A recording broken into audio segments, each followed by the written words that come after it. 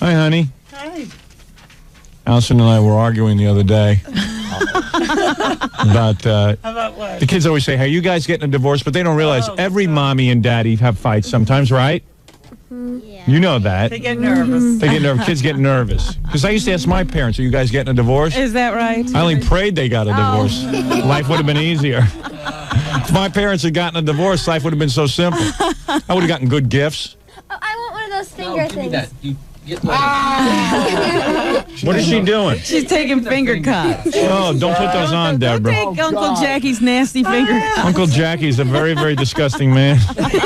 You don't want to wear anything that Uncle Jackie wore. You'll get joke leprosy. Yeah. Your fingers will fall off from Jackie's stuff. Boy, my wife snapped too right away. Get those things off. I didn't say a word. Emily wanted one. You Anyway, so That's what I want. They can have here, it. kids, take one of mine. Play with these. What is it, Baba Give Booey? me one. I don't. Get what? The finger things. Deborah was Yeah. looking at the picture of Ralph on the wall when he was in high school. She couldn't believe what a geek he was. Yeah. He's a geek. He is. Well, it was, He's still a geek. You just don't know it. it was just a couple of years ago. Anyway, kids, so mommy and daddy aren't. First of all, my kids really want me to be governor. Although, Emily, you don't want me to be governor, right? No. Why I want you to not? take it seriously. Why don't you want me to be governor? Because you don't know anything. I thought you gave him a pamphlet about what a governor's supposed to do. Yeah, and you didn't even look at it. I did too. I told you I looked at it. She gave me all her school notes on what. Ask me anything about being governor. Ask me anything. I know a lot of stuff. No. You ask me something. She thinks she knows. She studied government in school. Yes. And maybe because I got a couple of questions wrong, she thinks I don't know how to be governor. She just wants you to take it seriously. But I am, It's a honey. major responsibility. But why don't you think I'm taking it seriously? Seriously. Because you're going to be in charge of the whole thing, and you're just... Is he what? playing around? No, now he's... Yes, he just... You're hurting my candidacy. If your own children don't support you, Don't Howard. you want to live in the governor's you mansion? told me you wanted to come in the booth with me and vote for Daddy. I know, just no one else is. Oh, everyone, did you see what the Prodigy? You kids know what Prodigy is now. They took a poll all over the country. You know, I came in. I got. He got more votes than anybody. Governor Cuomo got 26%. An unnamed Republican got 25%. I got 40% of the vote. I'm going to win. I'm going to be the governor. You are? Yeah. Yay. Yeah, Deborah's happy, See, right, Deborah? Deborah's for you. You want to live in Albany, Deborah, with me? Yeah. And you want to help me decorate the governor's mansion? Yeah. Oh, so now everyone's on board. And you kids, It's going to be like the Reagans. yeah, you kids won't be like Patty Davis, will you? You'll be more like Maureen, the loving children. Children seeking love from their father, not to make him unhappy. Absolutely. You kids will be an asset to the campaign. We're very supportive of you. Yeah, my wife really wants to get Yeah, into she that. wants to be the first lady. She wants a bigger house. I want a bigger house. Yeah, you'll be the first lady. Fit in the governor's... I was thinking of making Tempest the first lady. My wife will just be an associate. Stop it. Anyway, I don't like that idea. just kidding, of course. No, but seriously, you guys will be the first kids. You'll be very, you'll be political kids. You're going to have to say positive things about me. But I don't know. Why do you think I'm not taking it seriously? I really am serious. What does he do at home that makes you not think he's serious? You say it's funny. It is funny. But it is funny. What is it, Deborah? You could say it. What does Paquito mean? What does what? Paquito mean or something. Paquito? What's No, like... What does you what? just said it. Paquito? What is she asking? I don't know. Say it again. Like politics. Political kids. Oh, political kids. You'll be kids who, live the life of, the You'll have governors. to give press conferences. Yeah, you'll talk to the media and stuff like that. Your father's. Idiot. The media is like, radio and TV. Newspapers, radio, television, Yeah. magazines. Yeah, everything. Political means a lot of candy, okay? You're going to be political kids with a lot of candy. Okay. Good? Yes. My kids love candy. Win. Daddy tells you to eat health food, right? But you get the kids like candy a lot. Yeah. Well, are you That's all I wearing? like to eat. I don't like food. Yeah, it's just really candy. doesn't. It's terrible. Are they wearing campaign buttons to school? Are they campaigning? I told them not to. Oh, I see. I told them not to, bring it into school. I see. Might be, From what I understand, Pat Paulson's kids didn't bring it into school either. None of the big candidates do. All right. Well, the teachers are discussing it in Emily's school. No, they're not. The teachers. The Hebrew teacher. Is that right? Oh, yeah, they're for me, right? No.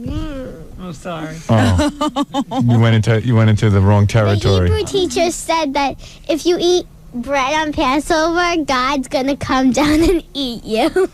Oh, interesting. That's why your kids are gonna be going to Catholic school starting next week. There's too much voodoo going on in that Jewish religion. Who was that, Rabbi Dahmer? Cardinal, what do you make of that? All right, tell the kids something good that they can learn about God. Give them a lesson. God is a big black woman. All right, thank you, Cardinal. When she gets mad at you, she throws breadsticks at you. On Passover.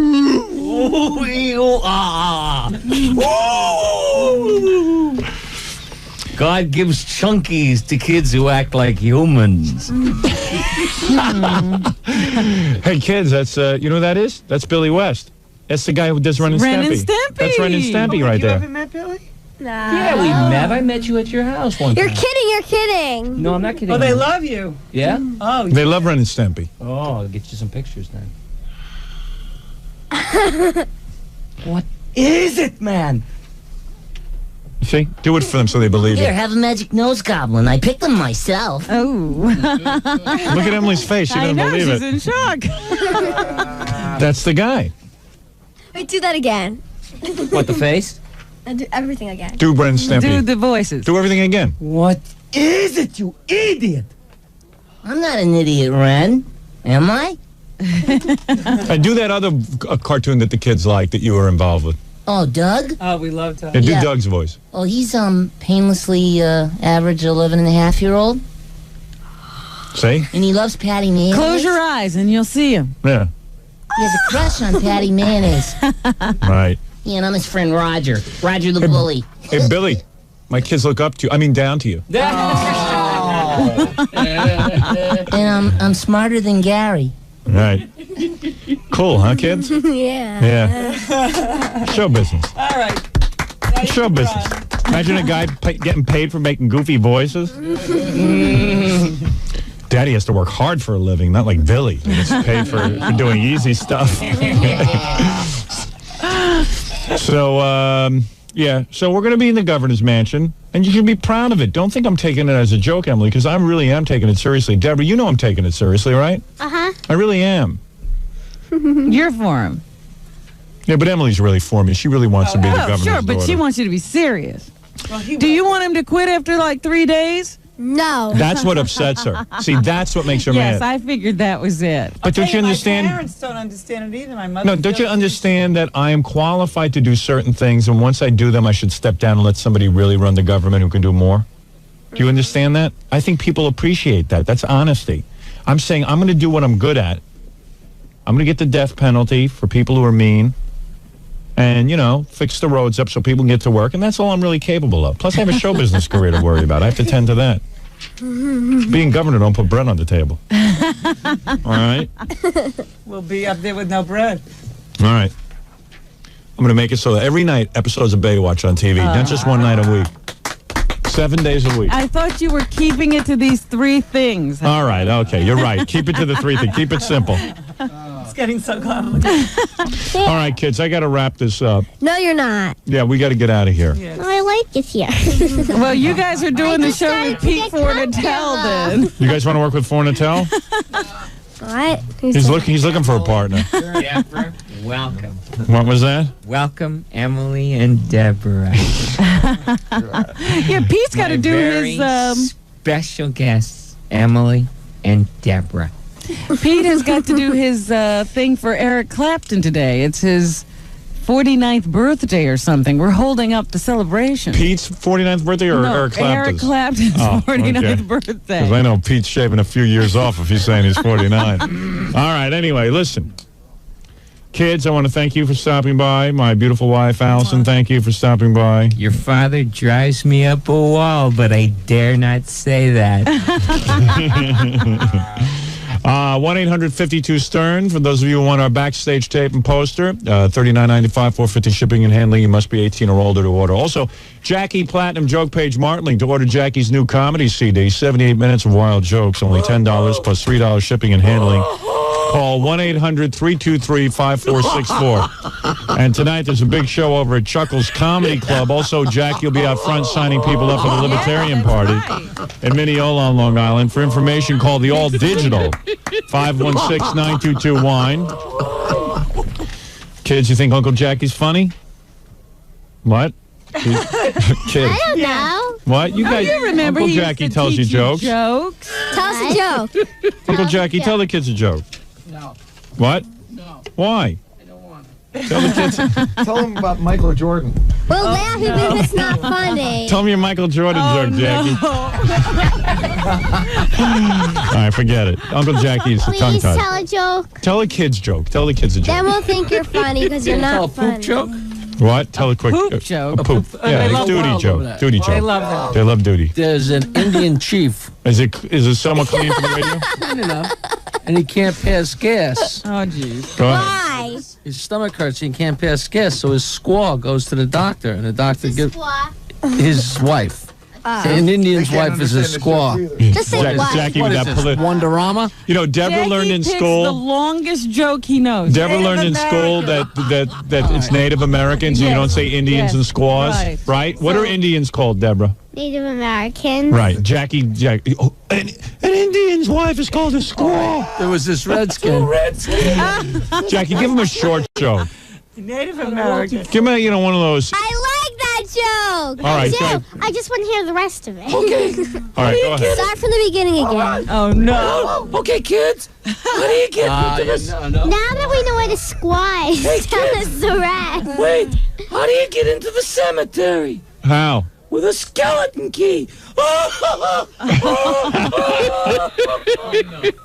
Jackie, what a bad joke. All right, hey, come on, Jackie, finish the Indian joke. Finish the Indian joke, because now the kids know Because what a now we squaw don't know is. what the squaw did. Yeah. So the squaw goes and to the doctor. Just say wife. Emily, Native that's rude. Come on, American's let wife. the guy get his Yeah, thing. let anybody else interrupt me, Emily. Right. Don't Let talk us while interrupt. they're interrupting. Yeah. Go. And the squaw is squaw okay? Yeah. Yeah. And the squaw says, "Big chief, no fart." So the doctor gives the squaw a bottle full of pills and says, "Give the chief 3 of these." And she takes them home, gives them to the chief, and she comes back the next day and says, "The doctor, big chief, no fart." And the doctor says, "Well, tell him to take 5 of those pills." She comes back the next day and she says, "Big chief, no fart." So the doctor says, "You know what? Tell him to take all the pills in the bottle." And she comes back the next day and says, "Big fart, no chief." I like it. What's the matter with you? It's because the kids didn't Hey, laugh. I told that to my nephew, and I said the Indian couldn't pass gas, and he fell down. I don't even get it. The You get it, Indian chief Emily? blew himself Yeah, out of yeah. a teepee. Oh, I see. That went over my head. Anyway, get Jackie's new CD, kids. The new Stuttering 78 John. minutes of that. 78 minutes of that. The new Stuttering John album titled Stuttering John will be out April 19th in record stores everywhere. Hey, did you kids see Uncle Scott's new hair? No. Yeah, Uncle Scott got new hair. He's not bald anymore. Uncle Scott, want to come in and show the kids? Maybe he can smoke for him. You can teach him. My kids haven't seen Uncle Scott's new Did hair. he use men's hair? Yes. Yeah. How'd I guess? Hey, look at him. Wow. Look at that. He used to be bald. Yeah, isn't that You good? look all new. Yeah. Oh, you look great. Thanks, Grandfather Scott. Oh, yeah. He looks like a young man, doesn't he? He looks like Luke Perry. How do they get to be the same color as the hair? Hey, look. Yes, Scott. Answer the kids' questions. You know, doesn't he look like Luke Perry now, kids? Absolutely. Yeah. Luke Perry after 25 years. Just kidding. Luke's scary. Luke's scary. Luke's scary. Anyway, the kids like your hair. Scott, stop showing off Okay. that head of hair of yours. Hey, Emily's almost 14, right? No. No. Oh, Scott's looking for a date. What, are you looking for a date, you horny jerk? No fun. Scott, you're despicable. All right, anyway, Robin, I'll see you tomorrow. All right. And want to thank everyone for... Okay, right after... Did you give that bag 5040 number? Yeah, I gave to get in touch with Scott's new hair, 718-bag-5040. Okay. Thank you. All right, let me hear your call from last night. Okay, Homeless Shopping Club. See, we have a super price coming up. Super value, ladies and gentlemen, coming up in that emerald ring. We're just getting it ready now. I'm told we're going to take one more call. Hello? Hello? Hello, who's this, please? Hi, This is Mike. You're live on the air. my name's Carla Davis. Hi, Carla. How are you? Good. How are you? I'm doing just great. Hold it a second. Dana? Yes, That's a guy talking? that's me talking to the guy. No, I know, but... That's a guy that's talking a to guy? you. Yeah, That guy he's a little sounds like a feminine, though, girl. Howard. I thought it was a woman, and then you're doing your female impression. Yes, All right, go ahead. it was a rivalry. But it cracks me up that, Captain Jenks sounds like a pretty bad-off woman, and he's going, hi, Carla. Yeah, I know. It's weird. I was shocked to learn that he was a woman. Go ahead. I mean, he was a man. Go ahead. Okay. Super value, ladies and gentlemen, coming up in that emerald ring. We're just getting it ready now. I'm told we're going to take one more call. Hello? Hello? Hello, who's this, please? Hi, This is Mike. You're live on the air. my name's Carla Davis. Hi, Carla. How are you? Good. How are you? I'm doing just great. You staying up? Even better since I just ordered the zirconias. Hey, you get all those earring jackets there, too. Yes, they're beautiful. They're absolutely beautiful. Isn't that nice? Yes, I bought 2 of them for Howard Stern because he's running for governor. I heard about that. Yeah, what do you think of that? No opinion. Well, do you think he'll make a good governor? I sure do. I don't know. This is really, if we were on a different, if we were having a private call. Go to hell, you numbskull. And you know what? That shows you the type of people that we're going to bring to the air with that kind of comment. $9.95. Ladies and gentlemen, let me just say this. I apologize. We have a very nice audience, and we respect everybody. But every once in a while, there is a nutcase that gets through. Let me go back to the phones. That's Hello, how I you're feel. on the air. Hello. Hello, who's this, please? This is Colleen in Portland, Oregon. Colleen, now you're not going to excite yourself by trying to use profanity on national television, are you? Not hardly. I don't use it anyway. Like that classless act we just talked to? Oh, I don't know. I wasn't listening to Okay. That's enough. I'll just go ahead and move on with the show. I like when you go to hell, you numbskull. You numbskull. Go to hell, you numbskull. Go to hell, you numbskull. I thought he was going to call me a classless pig, Howard.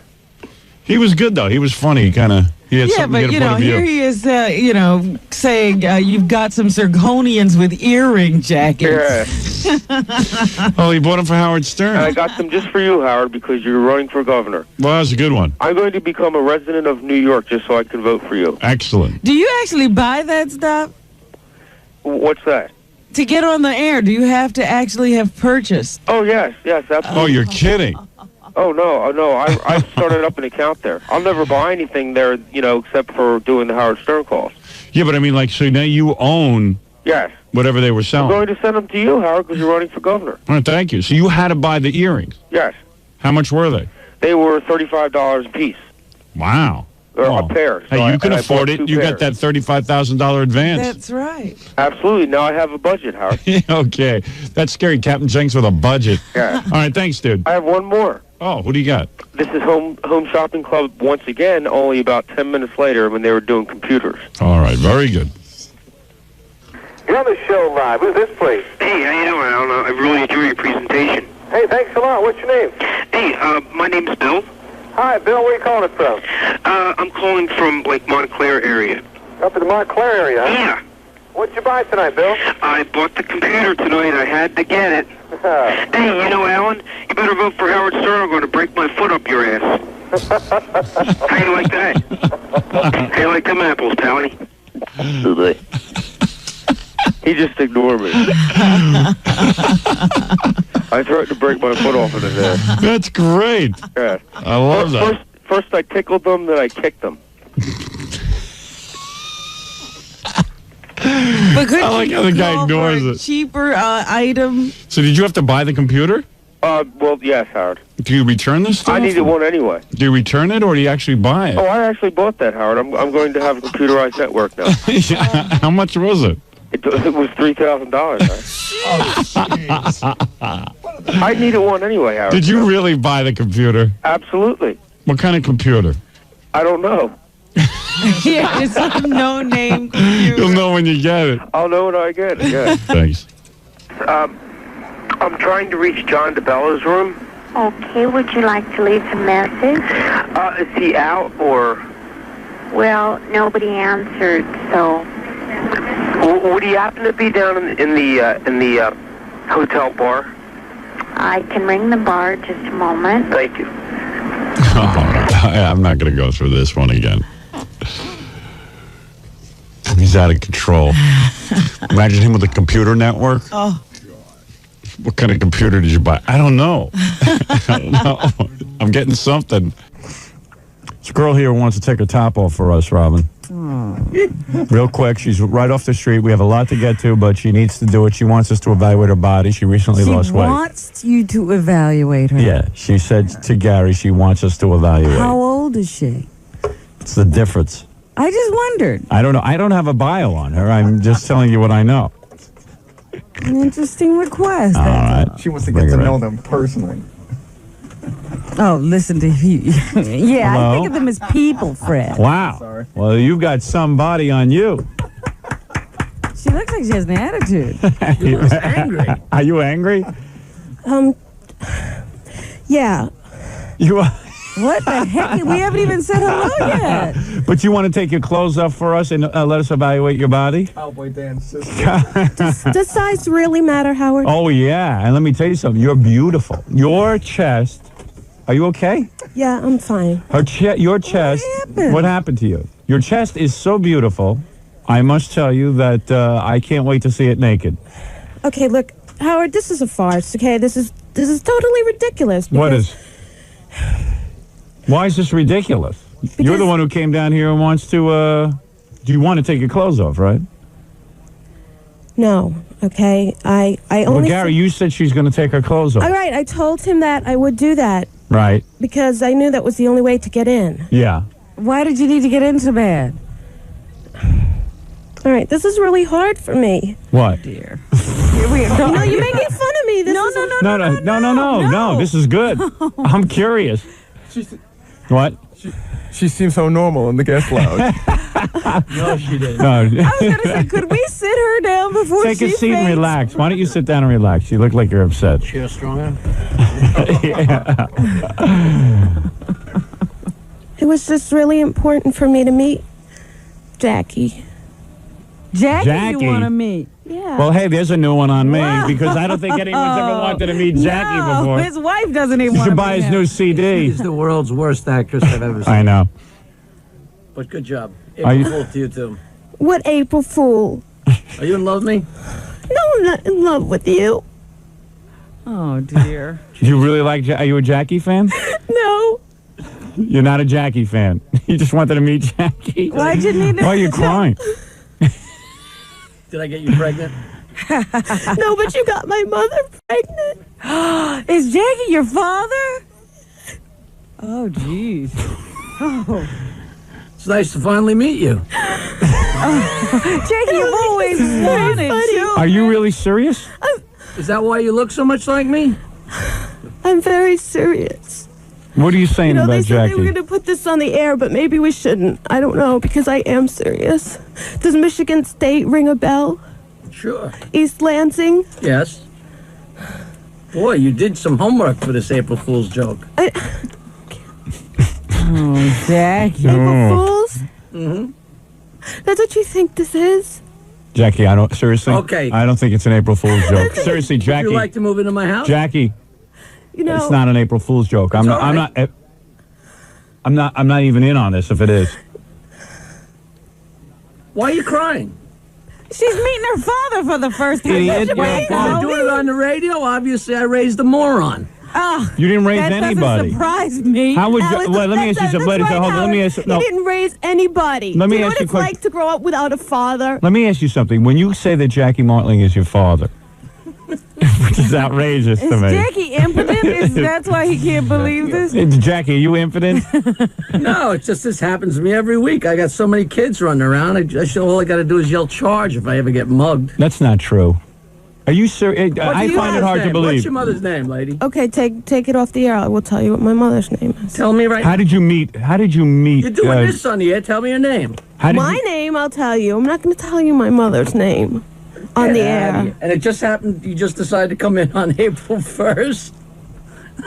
It's Good Friday, okay? I thought it was a really nice time to do it. That's when families are supposed to be together. I didn't even know this. When did you find out? I just found out a short while ago. How did you find out? What was the story behind I didn't even know he was my father, okay? Do you, Robin, I am telling you right now, I swear on a stack of Bibles, I am not in on this joke if it is one.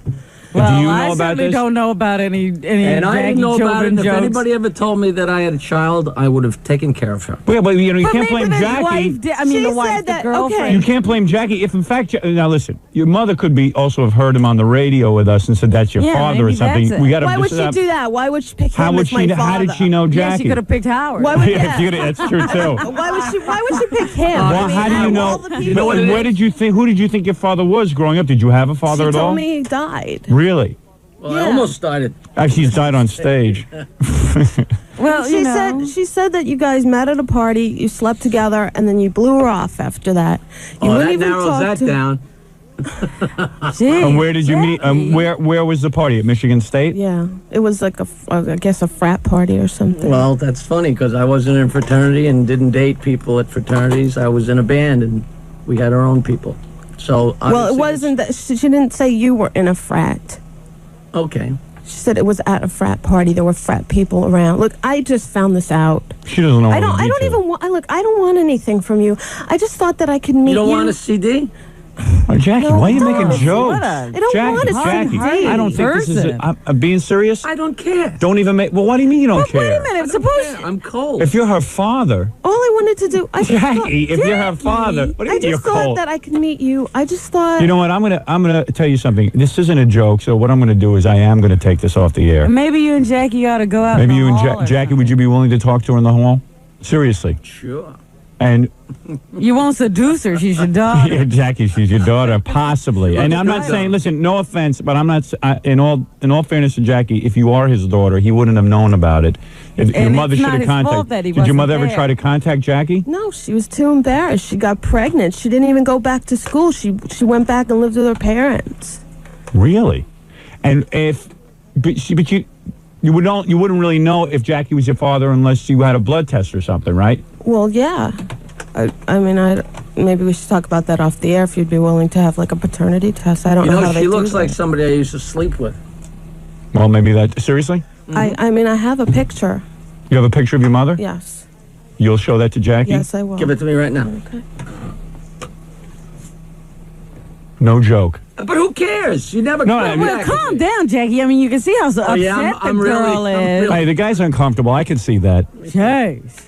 I'm glad Jackie's not my father. Yeah. Imagine you tell him your father, he's laughing at you. Shouldn't you guys have gone to the trouble of gotten a picture from the 60s Let me instead see. of the 50s? Let me see the pictures. It's an old picture. Let me see the picture. That's what I carry with me. Jackie, let me see. Go Let me see. lady. Let me see the Go picture. away. You're old. Can I see the picture? Jackie, Get my you're so CD, cool. 1-800-323-5464. Howard, the picture's from 1950. That's the picture I carry with me. Oh, please, that's... This woman does not look familiar to you. Yeah, she looks very familiar. Did you see her name on the back? Yes. Do you know her? You claim you don't know her. How could Jackie possibly know who he slept with and didn't? Yeah, you were I mean, how always would you- drinking. That's 25 years ago. 30 years Did ago. you recognize the name? Yeah. You do? Seriously? Yeah. You recognize the woman's name? Did you sleep with her? I think she used to hang around with my friends. I don't think I slept with her.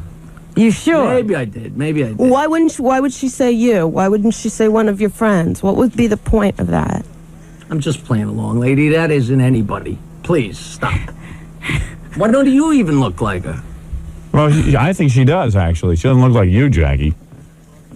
Imagine a female Jackie. I guess that's a good thing, because I'm not cold.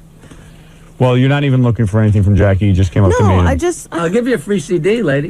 Lady. It's your daughter. Honey, I don't want a CD. I don't want a CD. How come that girl's from Middle America and I'm a WASP and you're Jewish? Are you Jewish? You're not even Jewish. She's not Jewish. How do you know? What are you? What are you? Do you know? Roman Catholic. You're Roman Catholic. And what's your ethnicity? Is it... What's your ethnicity? I knew I shouldn't have come here. Answer the question! Hey, don't yell at her. It's Jackie. Jackie. Mellow out. Jackie for the defense. You're a father. Well, I mean, no, man. No, you want to go through this whole thing, and I'm going to have to sit through 4 weeks of you guys saying, we had you going, we had you going. No. Don't got me going for 5 seconds. What are you? Italian?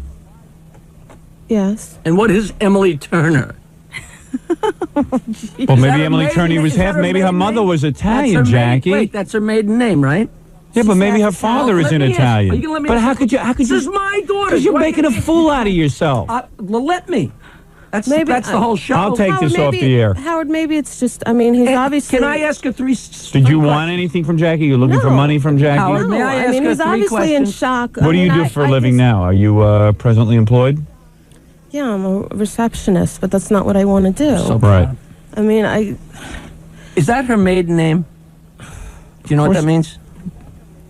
Is that her maiden name? Yes, it's her maiden name. What's her married name? I told you I will tell you off the air. She doesn't want to obviously give out her last name on the air. Is her husband Italian? What's her husband? You're her husband, or you're her. You're my father. She never I mean, married. She didn't marry, so. What's the matter with you? Me and her made you? Good boy. It's so bad. Why is that so hard to believe? Why is it so hard to believe, Jackie? Oh, stop it. Oh, you couldn't have any little I think it's great you have a kid. I just Howard, what did I say to you just before the break? What did you say? Tell me. You said that Gary was planning something on you. Scam. Yeah, but you know why you said that? Because that idiot before, because the idiot before on the air did an April Fool's joke. Right. I planned an April Fool's joke on Jackie for a full month, and some imbecile walks in here and starts screaming about April Fool's. We had nothing planned. It was April Fool's, but you would have fallen for it. You would have fallen for it if that idiot wasn't on before. Howard, do you know how many people tried to hire me for April Fools that you were great at? Please. But the whole world tried to, and that's very Robin. You shouldn't have done it this way. There was no way to get Jackie this way. He was never going for it this way. Do you believe? He knows Do you believe? Do you believe that idiot who was on before planned an April Fool's joke and we had nothing to do with that? Can I still get money? You don't know how my heart sank. I've been planning this April Fool's joke. Fred said we got to do it to Jackie this year. But at least, like Jackie said, get somebody who looks like him and find out some information. Oh, she was good. I thought you did a great job. She would have fooled him. That picture was ridiculous. What was it, from a newspaper? That is so funny. Well, by the way, That's really my mother. Yeah, I know you do look like her. Yeah. That's But really you my are mother. Jewish. Of course. Yeah, so why did you get somebody who looked like Jackie? We had a choice of someone who looked like Jackie, but Leslie was a very fine actress. We felt let's go for the actress, the better actress. Than the one who could cry on cue. Yeah, and you meet a lot of guys. The girl always looks like the mother. I can believe Jackie's daughter. You know what? I used to date a Jewish girl whose first name was Fern. Right. Who she really looks like. Really? So that was kind of funny thinking about that because it would have worked had that guy not come on beforehand. Had to have better information. Oh, please. I've been sitting here the whole time. Meanwhile, we called every one of Jackie's friends to get better information. Burf knew nothing about Jackie. Right. This is Jackie's supposedly good friend. And neither did Chris Bates. Yeah, none of these buddies guys. Been talking about for 100 years. Yeah, Bates and me. And they go, so Gary calls up this guy Bates and calls up this other guy, Burf, and they go, hey, we don't really know that much about Jackie. Yeah. And we go, well, what about Michigan? Don't really know. Well, they didn't go with him. So then his buddy Bates gives me a guy's name somewhere in San Francisco or around there. James Wilana? Yeah. So I call every area code in Northern California, find nothing. Yeah. And then we were going to call your wife, but she was out of town. And I figured she'd tell you. And then we were going to call your mother-in-law, your mother, anyone else we get our hands on. But, you know. But my mother was the person to call. She would scheme against me all day. Really? Yeah, but she doesn't know who you slept with in college. Sure I don't know about that. She did. But anyway, Leslie, you did a very fine job. Leslie, what's your name? You're a fine actress. My real name is Leslie Nemeth. Leslie Nemeth, and you are an actress. Yes, I am. And where can we see you? Can we see you anywhere acting? Well, I'm seeking representation. Oh, you are? Yes, I am. And next year she'll be Fred's daughter. We actually had this whole thing where she was going to say she didn't want anything, but she never did get to college, and maybe that Jackie would help out with college. I said, yeah, he'll send her to like 𝗦𝗵ici's college. Here, here's 500. She did cry pretty well, though. Yeah. Apex tick. It got you a little bit when she was staring at you, kind of angry. Come It on. just scared me that she could cry that easily on cue. Well, nice job, Leslie. Well, thank you And very much. thanks for helping us I out was with worried this. that she was crying at the thought that I was somebody's father. I was enjoying, and then I went out in the hall after that idiot was screaming about April Fools. And you yelled again. And I was like, with Gary, I go, I don't believe this. I don't believe this guy just brought because April then Fools. that was just It was on our forget about minds, it. yeah. Everybody was thinking April Fool. Yeah, I mean, it just... And then I said, even if the audience was going to get fooled into this, they're going to be thinking, oh, this is another April Fool's thing. And I couldn't believe our bad luck.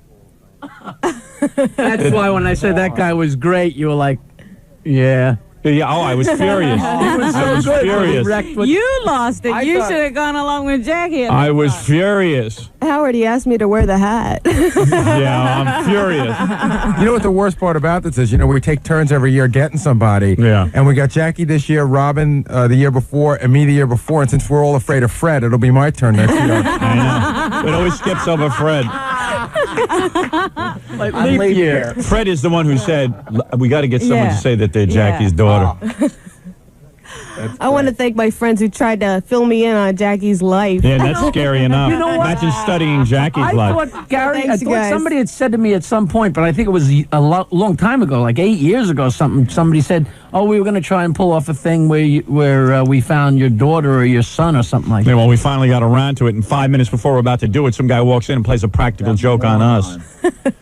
What a moron. God, he ruined my day, that guy. That guy is never allowed on the show. He's never allowed anywhere near me.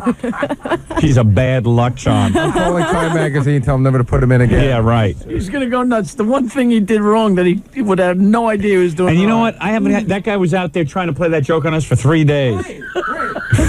5 minutes before I'm about to do my joke on Jackie, that guy shows up. Wait a minute. At least that guy planned. Yeah. No, what would have happened? That guy was out there all day yesterday. But Robin, I never even knew that guy. I just thought it was cool that he had a friend who died. I don't even recognize that Yes, guy. I told you I had never seen him before. Yeah. I said to the guy, what would have happened if I would have let you up yesterday? Yeah. And so I didn't think of that.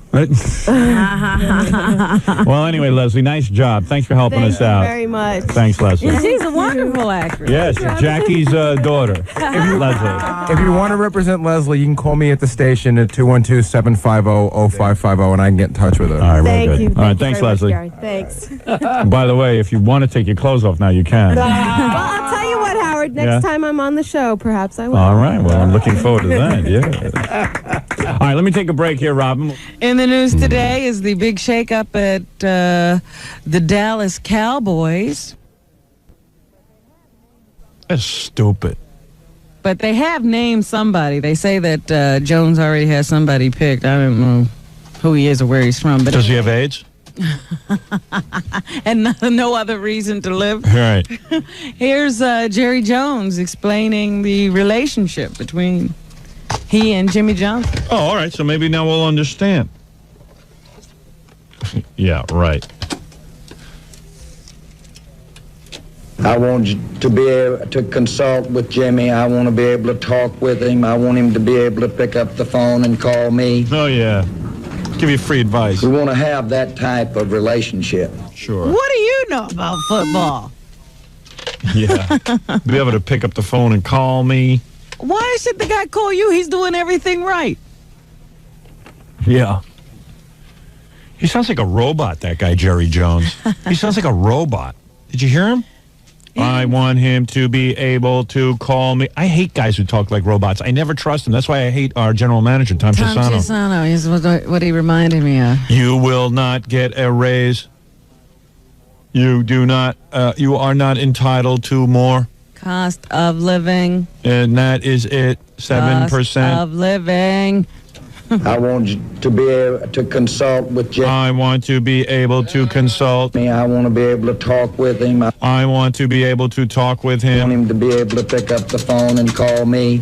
Call me. It's like, it's usually, hey, I want to pick up the phone and have the guy call me. Yeah. I want him to call me. It's almost like PJ. Pick up the spark plug. We want to have that type of relationship. I am a hillbilly robot. Plug me in. I need to be recharged. Plug me in. Please. Where's my sheep. My battery is low. We will win regardless of who is in the coach's chair. And Johnson, his attitude, I guess, is I don't need this. I don't need this. Let him have his team. Let him have his team. That is what he said. Although Jimmy Johnson looks like a real hard ass. He looks like he reminds me of my social studies teacher in high school. Well, he was a typical gym who was teacher, who was also the football coach. Yeah. Mr. Caproni. But I told Tough you, guy. he was the guy who admits he left his wife for football. Yeah. I left my wife for football. She was in the way. That's cool. I'm thinking of leaving my wife for radio. She's in the way.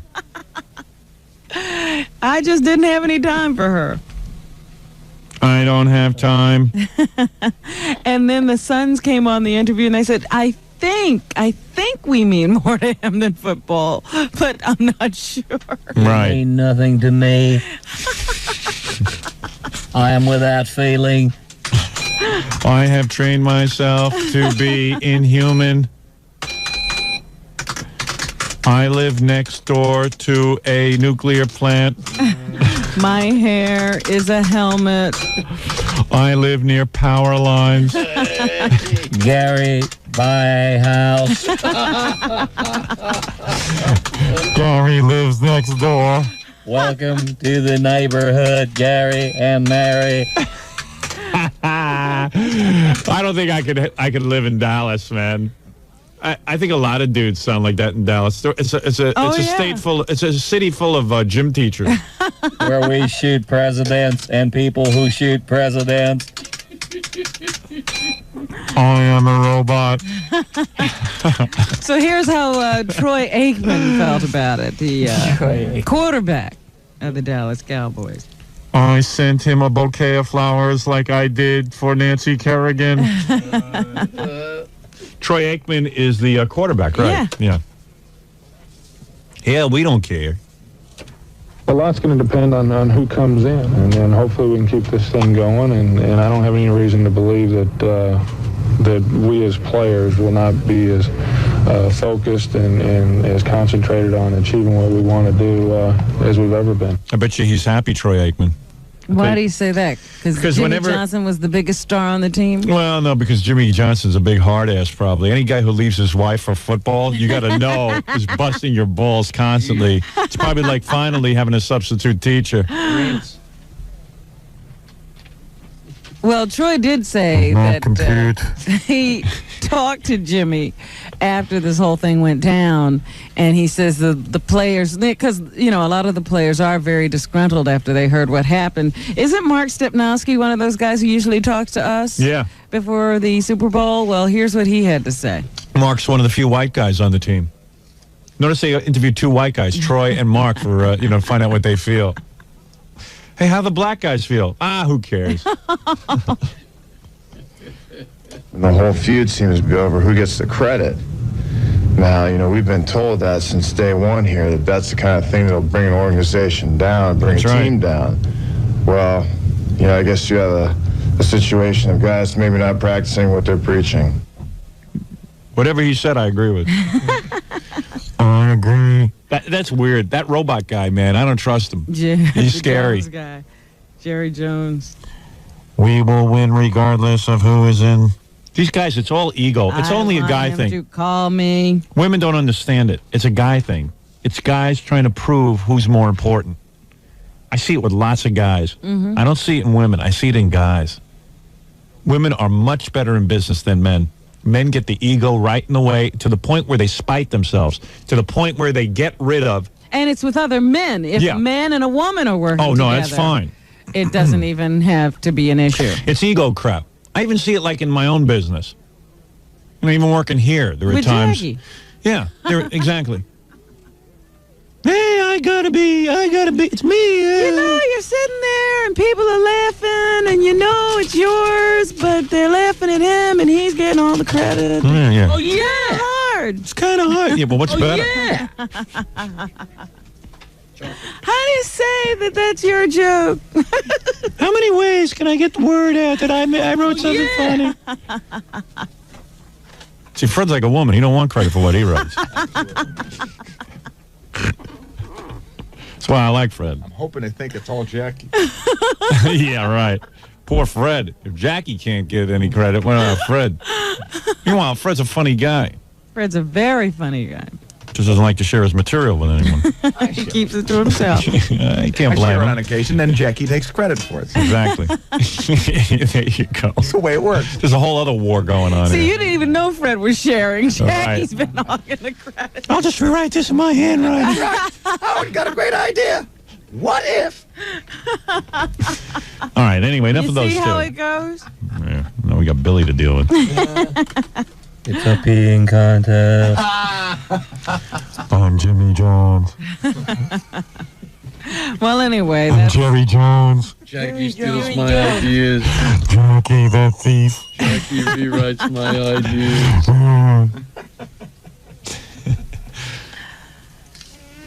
Anyway, we'll have to see how the Dallas Cowboys do this year. See who's right. Well, that'll be interesting to see, Robin. Rodney King testifying for day number 3 in his trial in Los Angeles. He's an enemy of society. Anyone who drives around drunk is an enemy. That's the enemy. Jackie. And molest sheep. Did he do that? No, he didn't do that. You did that. Oh. Well, you know what? He needs $9 million because he needs $9 million to process his hair. Did you see that new processed hair Rodney King has? That slick Billy D. Williams look? Yeah. George Benson. Yeah, George Benson kind of look. Benson. Do do do do. How's that song go?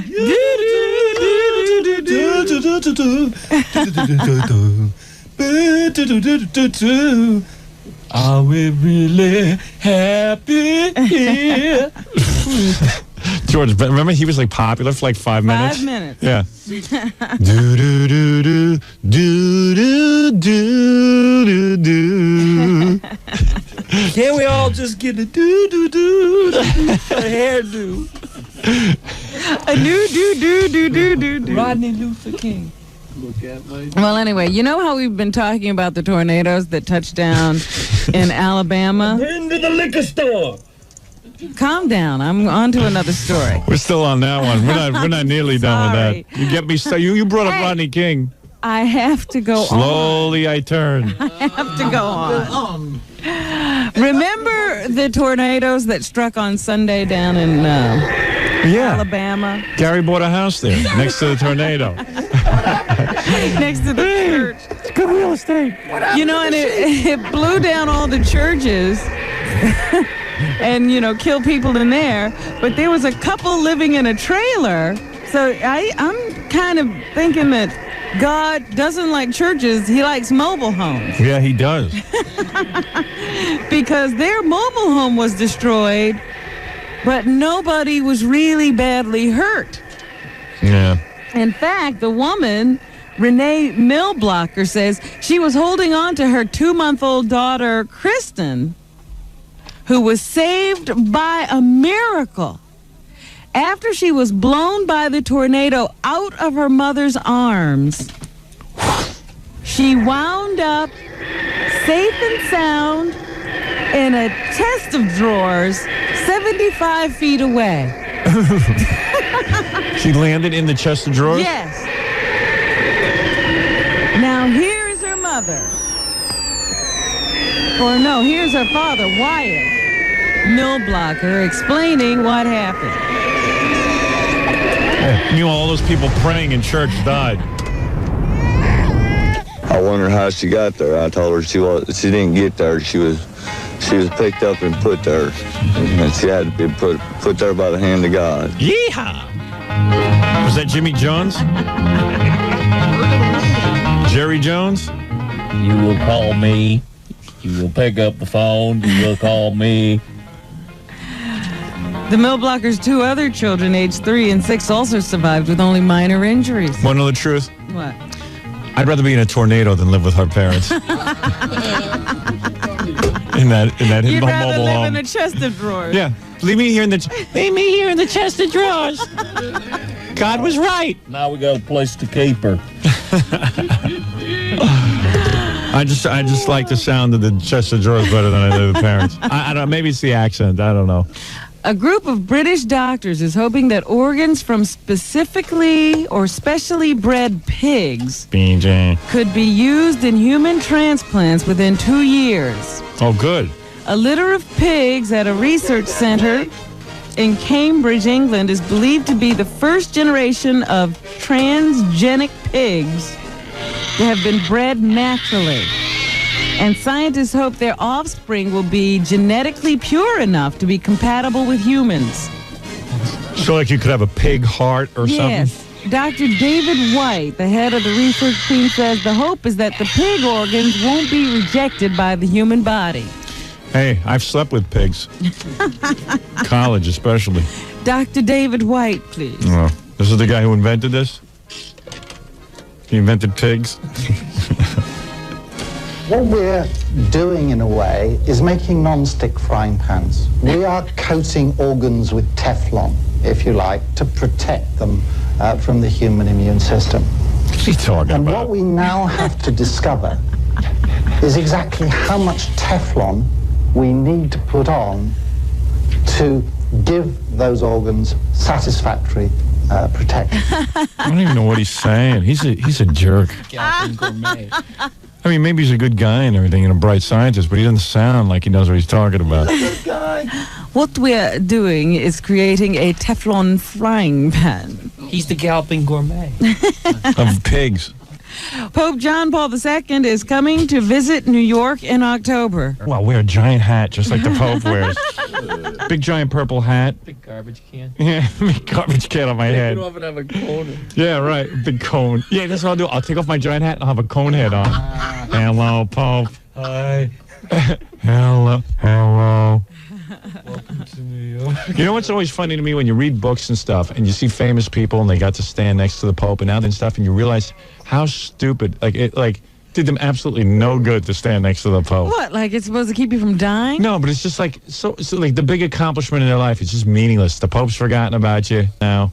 It means nothing. They're probably so impressed with that in life and it means nothing. The guy who talks like Dracula. In the end, we all end up in a box. And so does the Pope. Yep. Hello, Howard. I mean, Mr. Governor.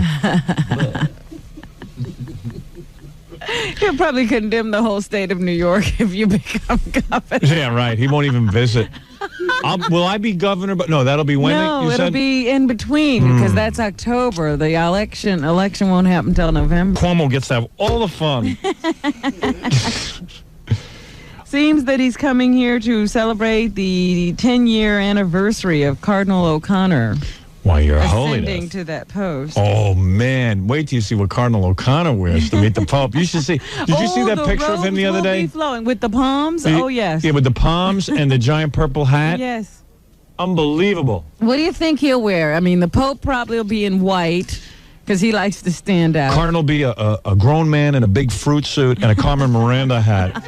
It'll be like his biggest day. Thank you. Shiny purple. What color will you wear there? Shiny purple. And what will you wear on your head?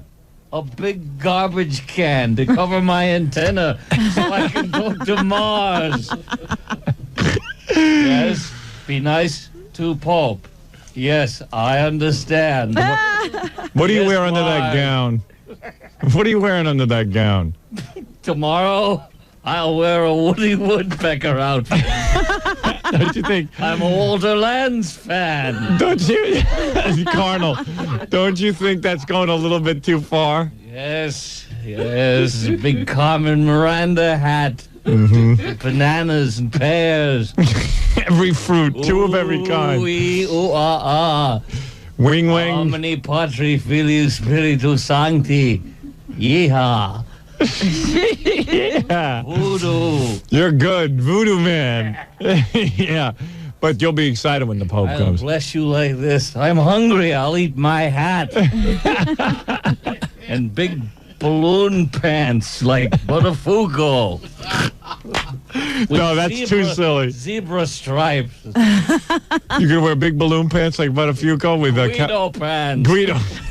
And snakeskin boots. To meet the Pope?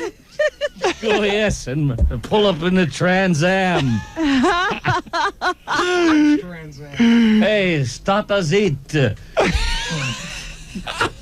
Sorry.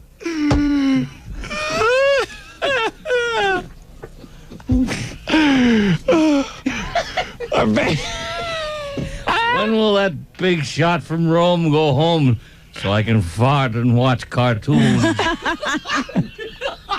He's not even here yet.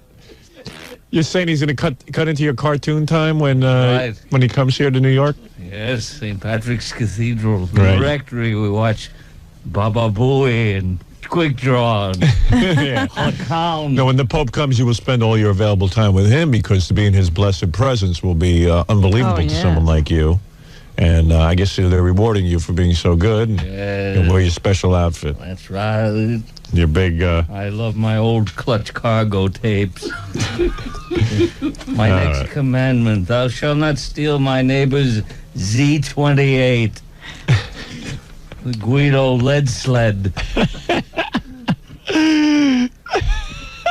I'd love to see the Cardinal in big Joey Buttafuoco balloon pants.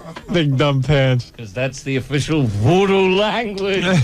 Yeah. But you know, he really gets dressed up on Easter, so Easter's Like coming the up. Easter bunny. I'm the Cadbury bunny. Well, you Put on Donald Duck feet and walk across the Hudson River. One night we even went to the Limelight dressed as Batman and Robin. You and the Pope. Who played Batman? He was the Batman. Yeah. Holy.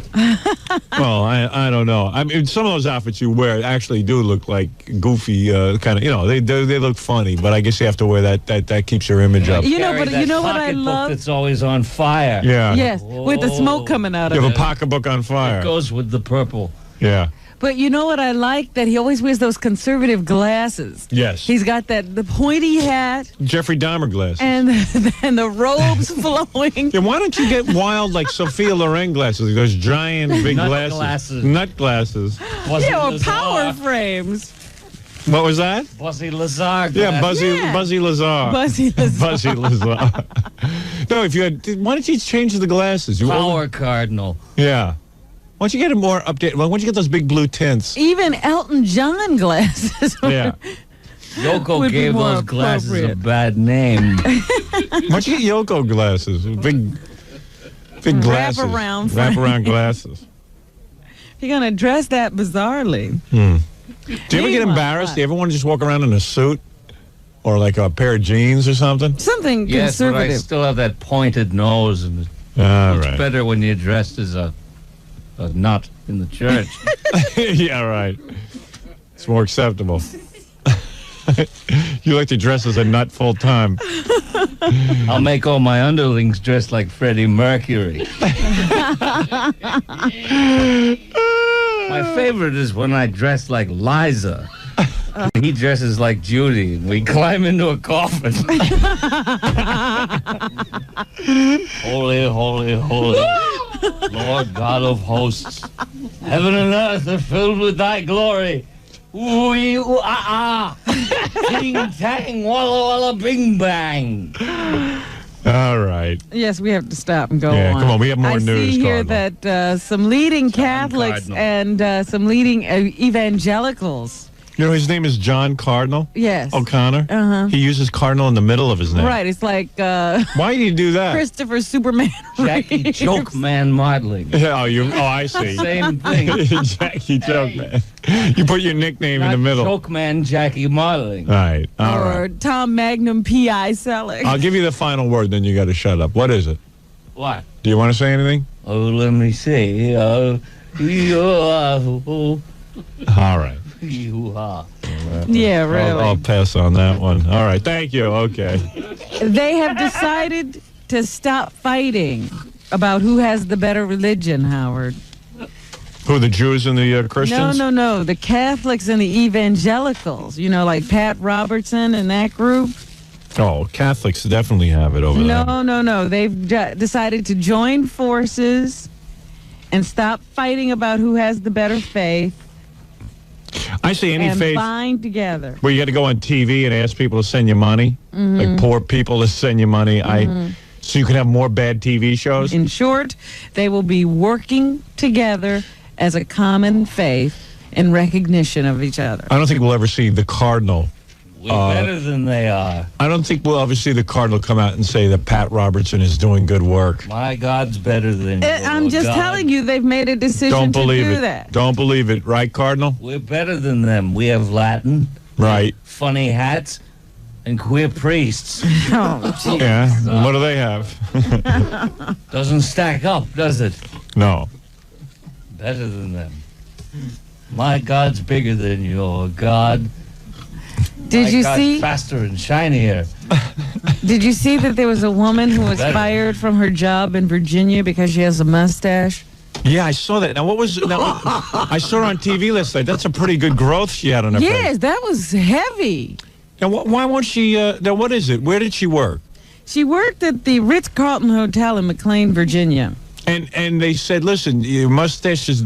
She was a young girl, an attractive girl. Yeah, except for the hair on her lip. Didn't she kind of look like Gary's sister? I mean, if Gary had a sister. But anyway, she was a dark-skinned girl, not black or anything. No, she's a white girl. White girl, but swarthy. Lucia Joy Galinsky. Galinsky. She's not up on charges. She can't be guilty. Guilty. The mindset of these liberals who think, oh, it doesn't matter if the man and woman take drugs. It's a family. Electrocute them. Electrocute all the liberals. Electrocute everybody. Electrocute them in an uncomfortable chair. That's another thing I meant to tell people. The electric chair will be uncomfortable? Oh, yes. You know, you ever see these electric chairs they build? They're beautiful. They're so comfortable. They're padded? Yeah, they're padded. You should see what goes on in New York. Not in New York, in these other states. In New York, they'll be the most uncomfortable. Like, as you die, you'll be so uncomfortable. You'll be splintered. Yeah. Splinters in your ass. Splinters in. All right, look. Let me just tell you what's going to be on the... anything else I wanted to do here? Let me check.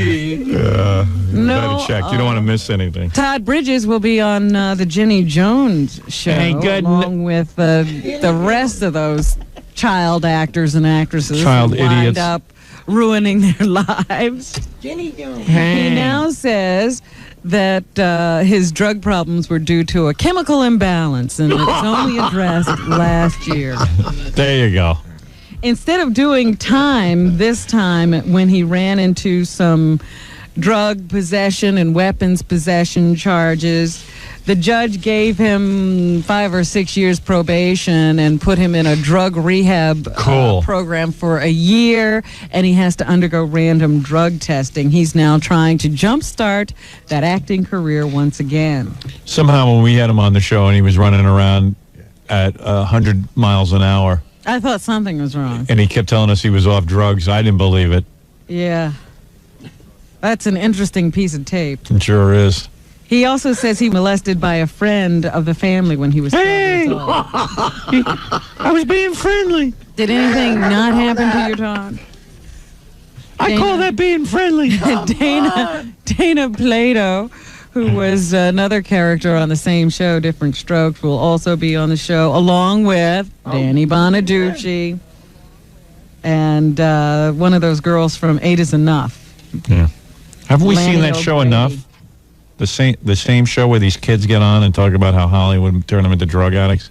I don't know. I don't think people ever get enough of it. They'll also have Lisa Loring, who played Wednesday on the Addams Family TV show. She'll talk about how she was addicted to heroin, wound up married to a porn star who took her to a real dark place in life. And she's real, Everybody getting this heroin. and she's real, and she's Where's real, all of it coming from? and she was real cute Wednesday. Yes. So she was like really super cute. I just can't believe how easy she was. Like anybody could have married her. Donna Douglas is on this show, too. She didn't have a story to hang with these people. She'll make one up. But it's like Queen for a day. I'm looking at this whole list of people. Dana Plato talks about how she got pregnant and then they dumped her from Different Strokes. Oh, yeah. Then her husband left her, so she started drinking. Oh, yeah. And then all her acting jobs dried up. Uh-oh. And then in a last-ditch effort, she came on this show. Yes, after posing nude in Playboy. Yeah. And then there was that awful robbery of a video store. a bungled job, if ever I heard of She one. was caught on camera. She got $6 from a video store. Completely wrecked her life. Now all she can do is go on auditions for voiceovers with Jackie. Jackie Cogan. Jackie Cogan Marlon. Anything else, Robin? Let me see if there's anything else. There was a guy, I don't know his name, but, it's kind of a sad story. He was one of these adventurers. And he was just taking his first parachute jump this weekend, and his parachute never opened. So he died. Yeah. Oh, that's not funny. And his, children are sitting around trying to put the best face on this thing, saying, it's probably better he died this way than to, have some debilitating illness. This is a nice way to go. Took him out slowly. Yeah. This is the fun way to go. He went, he was having fun for a little Yeah, while. that's real adventure. Dope. Scrape him up. And now he's gone. And finally, we can laugh at Jim Carrey all we want. The white guy from In Living Color. That's a very good movie, by the way. He's got a #1 movie at the box office. Ace Ventura. I told you that'd be a hit. Pet Detective is #1 for the second week in a row. And who could doubt it? That guy is super talented, and even the name Ace Ventura, Pet Detective, sounds like a winner. Oh, yeah. I could have predicted that. Jumps right over. I don't think it took too many people to predict that. So there you have it. You can shoot me now, Ron. Believe me, it took me 2 weeks to get up the nerve to tell you. I know. Well, you know how to ruin a guy's Monday. And it's Valentine's Day. I'm sorry. You could have left that story out. You know what? Why don't you just start participating in the Feast of Ramadan? And then, Ramadan. you can forget about the whole thing. Vomit Don. Ramadan. It's on my shoe. What is the Feast of Ramadan? Muslim holiday where for a month Uh-oh. You Does this mean more don't black eat guys on the subway are going to be during accosting the me? day. Oh. And you just eat something at night. And you abstain. I don't know. That's the black holiday? It's a Muslim holiday. Yeah, most of Muslims are black, right? Well, they're different colored people than white usually. I don't see too many white guys abstaining for all day. Don't see too many black guys. No. I think that's a great holiday for black people. I don't know any black guys who are abstaining from. All right, Robin. That was a good one, but I've got work to do. I got to go over to a lesbian show. Oh, yes. I don't want to hold you up. I wish I could find some more stories. We got to take Jackie for his birthday. Sure, blame him. Yeah, it's the only reason we're going. Jackie Platinum Joke Page Martling this Friday night, February 18th at Seasons Resorts at Great Gorge in McAfee, New Jersey, or McAfee. Well, wait a minute. I did find that other story I wanted to do. Oh, no. Rachel Barton Russell is asking a judge in Springfield, Oregon to enforce her husband's last wish. He was a poet and a fly fisherman. Yeah. And he died on February 3rd at the age of 62. His will directs that his body be skinned from head to toe, Yeah. tanned, and then used to face bind all of his volumes of poetry. Oh, that's beautiful. What a happy story. But funeral director, she can't find one funeral director to do this for her because there's a law prohibiting abuse of a corpse. Oh, but the guy wants it. So she's got to go to court now to try to get a judge to make them do it. Yeah, you can't do anything anymore. You have no right even to tell people what to do with your own dead body. You can't even use your own skin to bind your books. Can you imagine? Oh, that's disgusting. Oh, the Ringo's agent's on the phone. I want to do that too. All right, thank you, Rob. Go see Jackie in McAfee, New Jersey, or whatever it is. Tickets at Ticketmaster. And this Sunday night, he'll have two big shows at Headquarters Cafe in Piscataway, New Jersey. For a little bit of information and jokes. Two big shows in one. Call the all-digital 516-922-WINE. This is the best of the wrap-up show. A recap and behind-the-scenes look with John High and Gary 𝗏𝗏𝗏𝗏. The best of the wrap-up show begins now. Hey, it's Gary 𝗏𝗏𝗏𝗏, Bob Labouille. On Monday's wrap-up show, we discussed the fact that Scott the engineer's wife called in, and we talked about what that all meant, how she called Ronnie's new girlfriend Chippy, how we don't think she likes Ronnie, and I think we finally got an answer to what Chippy means and what she thinks of Ronnie the limo driver.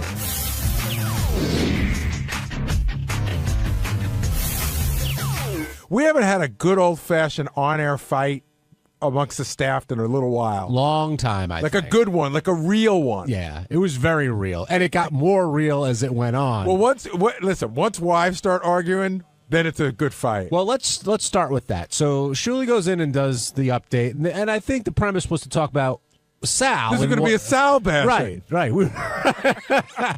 And Sal, of course, and realizes that he's wrong and apologizes and sounds completely sincere. And that turns into Ronnie being in there to discuss it. And then Ronnie, of course, talked about what goes on when they're there and Scott the engineer. And next thing you know, Scott's wife's on the phone to basically set the record straight about what happened because she was accused of being the reason why Scott left early. And I've heard that accusation has been made before. Well, we should go back. I started to get on the microphone, but then I backed off. There's been tension between Ronnie and Scott's wife for a while, and I forget what it goes back to, but it goes back like 8 or 9 years ago. Something happened where they were supposed to go somewhere, and Ronnie wanted Scott to go, and something happened, and they used to go out to dinner, and that stopped. And I remember we talked about in the air that they weren't going to be friends anymore. I wish I could remember what it was. Yeah. So there's been some tension there for a while anyway. And now she's calling him the dredge of the earth.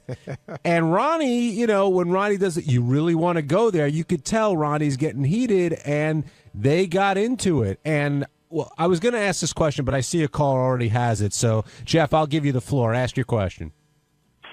Dude, oh, my God. What the fuck is up with Scott? He stands there and lets Ronnie trash his wife in front of millions of people and doesn't say a word. If I was at a party and a buddy of mine started talking like that to my wife, it would have ended with me punching him in the mouth. What's up with Scott? Why didn't he stand up for his wife? Well, that's very Scott in the sense that Scott, I've seen him before, and he's like, listen, my wife's her own person. This is her fight. I don't have to get involved in it. It was an awkward thing because you had Ronnie and Scott's wife arguing, and Scott is literally standing there silent looking at Howard.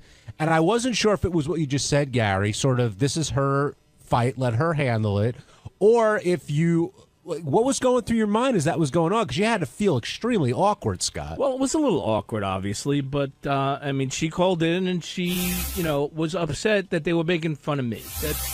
She was trying to support me, which I really appreciate, because she, they were making fun and Scott doesn't do anything and he just takes the money and so I guess she was upset about that. So you felt that she had your back in this conversation? Absolutely. Okay. Absolutely had my back. So, and I appreciate that. So, she's a big girl. She could speak for herself. So, but did you ever feel a need to go, "Hey, Ronnie, whoa, that's my wife. Whoa, stop the clock." No, but did you ever feel a need to? That's what this guy's saying. I did, but I know that I probably would have gotten some resistance from Howard, because I know that he likes a good fight on the air. I did want to stop him, but Did you feel he was out of line at any point?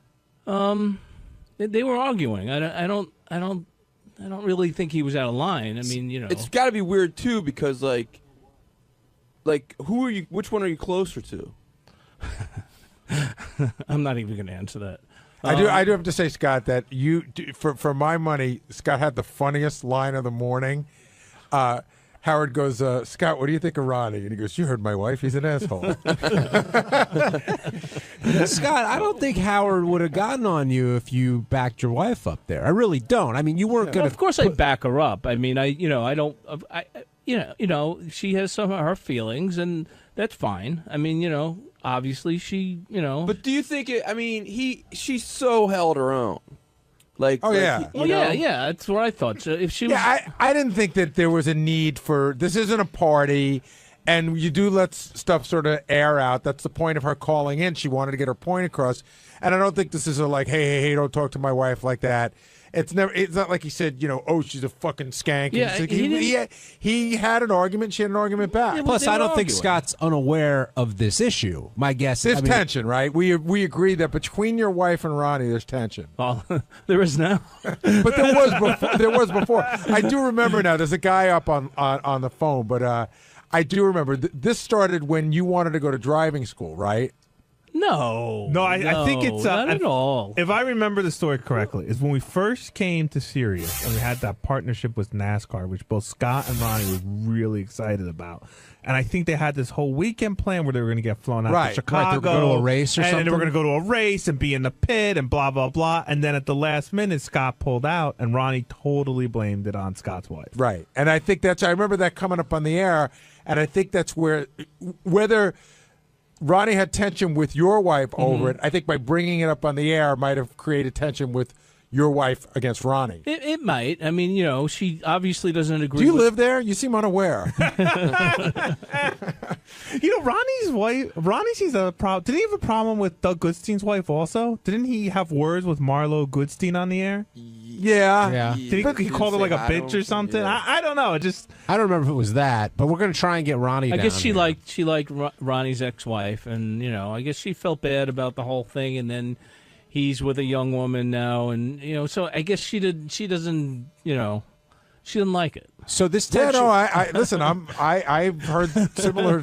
I mean, my wife loves Ronnie, but she's weirded out by the thing. She's like, there was this woman that I loved that just has disappeared. So even before that, there wasn't. You're saying there wasn't any tension there? Like it was that Ronnie's girlfriend. That's what brought this on.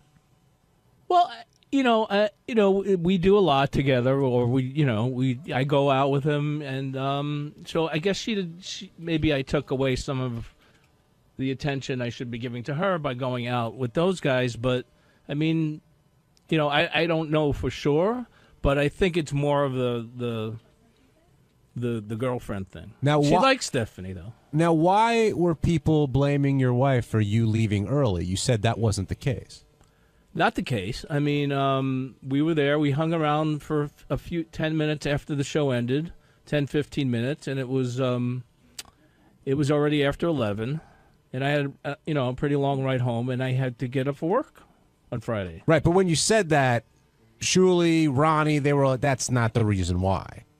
Well, that's their opinion, but I'm telling you the truth. And they complain about that for every show, so it's not like a new. That's true. I hang around a little and then I leave. So I mean, I'm not like them standing around drinking at the bar or doing whatever. Waiting to throw up. Right.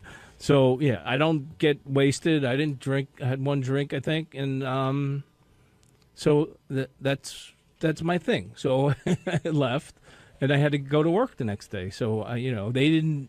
Well, Shuli did, but that's his deal. Ronnie didn't have to work Friday, so nobody else apparently did either. What's it going to be like when you get home today? It should be fine. I don't see any problems. She got on the air. That was her choice. I didn't put her on the air.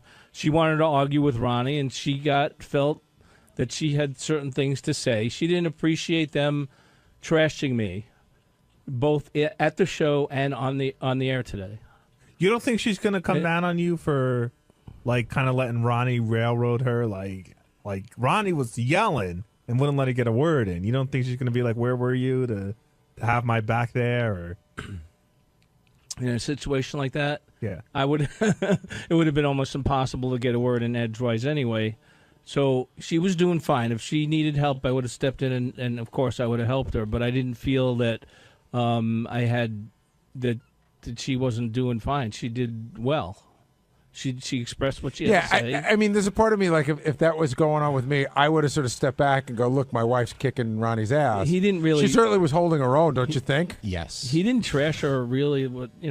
She brought up some things and he responded. And I felt that she was doing fine. No, she came out guns blazing. I mean, she definitely dug into Ronnie immediately and didn't hold back, which, if she's sticking up for you, I could see why. Well, I like Robin Salem, Scott's wife, a lot. Like Ronnie, his girlfriend. But Robin, Scott's wife, did take the stronger dig. What do you mean? She made a much stronger verbal dig than Ronnie did. When what she called Stephanie. What did she call her? I mean, I don't know literally what a chippy means, but that was the strongest. That chippy means like. It's a young. Well, if you don't know what it means, then how do you know it's stronger? I don't know literally what it means, but it implies like she's younger and she's like you say. Oh, he's with that young chippy. It's not like a whore. It does just imply like that it's more like a young. It's more like a young. It's a very old-fashioned term, but it's not derogatory though. But it's not. It's not derogatory. Sexualized. I think someone can look up chippy. If there's a dictionary that where will I look? A dictionary from 1920 is what I need. No, it was definitely a shot. But it's a little lower than a broad. But like Scott was saying, I guess Robin and Bonnie had a relationship, or maybe things were different. And now that she's gone and a younger woman's in the picture, she's not happy. Does that end? Is Robin? According to the Oxford Dictionary, the third definition for a chippy, it's North American, is a promiscuous young woman, especially a prostitute. Promiscuous. Basically called her a whore. Basically called her a whore. I guess so. According to the third definition. I didn't realize that was the meaning of the word. Jenks, you're on the wrap-up show. Yo, what's happening? I don't know. I kind of got the impression listening to that Scott, man, how could you not defend your wife or say something during that? I mean, your wife, she's going to rip you apart when you get home for that. You know that. For what? I mean, she was defending herself. There was nothing more that I could do or say at that point. She was doing great. So I'm going to make a prediction. You are going to come in tomorrow angry at Ronnie. You're going to come in tomorrow angry because you're going to find out what you did wrong. You're going to hear about it tonight, and you're going to come in tomorrow angry. I know at Ronnie. why she called. She was trying to support me, and she wasn't, which is a great thing. And I agree with everything you just said. You're going to come in tomorrow angry at Ronnie. Hey, Ronnie, what's your definition of a chippy? A chippy? Yeah. Does she? I think Scott's wife said that your girlfriend is a chippy. What do you think that means? I guess it's a young girl. Who? Okay. So. Because we were trying to figure out how deep the dig was. You pissed off at him? No, not at all. Is your relationship with Scott awkward when you have this sort of? Well, yeah, I feel bad for him because I know he's going to go home and catch a lot of shit today. Why does everybody think I'm going to catch shit? He says he's not going to catch any shit because Robin called in, stated her piece, and Scott Didn't need to say anything. You should she know, held her own. There's a bunch of calls up. There's a school of thought that you were disrespectful to his wife and that he should have stepped in and told you to shut the fuck up. I was disrespectful. I was called that I'm an asshole, that I'm a shit, that I'm classless, and I didn't say anything derogatory to her before that until she started that stuff. Dredge of the earth, okay? you were called also. Yeah. Because she's jealous. Well, I agree with that comment. Yeah, I mean, forget it. I could have said a lot more, and I'm not going anywhere near any of the stuff that I could have said. Go down that road. I'm not. No. No one ever takes that road. I do. No. Hey, Jason doesn't hesitate to take that road. But no, first of all, I Maserati. I disagree. In one thing, I disagree with Scott, and I don't see how he says she called in to support him when she said that everybody on that show sucked and they were shit. Yeah, the show was shit. I sort of got that impression too, that she was lumping you in with that. How does that? I agree how does that support? I agree with my wife. How does that support her husband? I don't agree with her opinion that the show sucked. Okay, and I told her that. When we were home that night. Did she complain that the DJ sucked, that he only has 3 songs on his phone? Yeah. I let her say it sucked in front of Shuli, but later at home alone, I told when her. you left, the purpose of the show is to do exactly what we did. But that's the idea. But Scott, when you left that night, what was that ride home like? Did anything come up because Sal was being so crazy, or Ronnie with the Ronnie? She complaining? thought Sal was funny, and she thought Mad Dog, the comedian that we had there, was funny. He was amazing. Chris Russo? What'd she say what did she say about Ronnie? She didn't say anything about Ronnie. I don't believe you. I don't either. Come on, I don't believe that you guys got in that car and Ronnie's name didn't come up No, once. she said he could be a little rough at times, but I mean, overall, she didn't give me any other impressions, but the overall thing was the show, she didn't like the show. But what does that mean, a little rough at times? I thought, his language. Yeah, and I also think she was annoyed. Just my opinion, okay? I'm not putting words in her mouth. My opinion was she was annoyed because at the beginning of the show, Scott usually does this dance. And he came to Shuli and said he really didn't want to do it because he was going to have friends in the audience. So at the first part of the show, I pointed these people out, and I said that thank you for ruining the beginning of the show because Scott didn't do his dance. I think she was upset with that. That was my personal thought. Because after that, she had nothing to say to me the rest of the night. Johnny in Tampa, you're on the wrap-up show. Hi, guys. I just want to say, I don't want to say to Scott, that guy, Ronnie, is not a friend. I mean, he's a jerk. You don't get into an argument with a friend's wife. You stay away. You don't get your friend in trouble and run your mouth with your friend's wife. How did I get him in trouble? Old mommy, because he got into an argument with your friend, and your friend is standing right there next to you. I mean, what's up with that? Why don't you shut your mouth, say yes, ma'am, and move on? No, I don't. I'm not going to stand there and be called classless and an asshole and everything else by somebody and just stand there and take it. You got the wrong guy for that. I'm sorry. Right next to you. You do it for your friend. You take care of your friend. I did take care of my friend. Believe me. Believe me when I tell you I took care of my friend. You did not. Oh, yes, I did. You don't know, okay? All you do is call in and run your mouth also. You don't even know what you're talking about, okay? I know how to take care of my friends. Good. Well, then you go take care of your friends, okay? You do that. And Ronnie, just to address that guy, Johnny, you didn't start in. Like, Robin called in to start yelling at you. And, well, I brought something up, and maybe that's what set her off.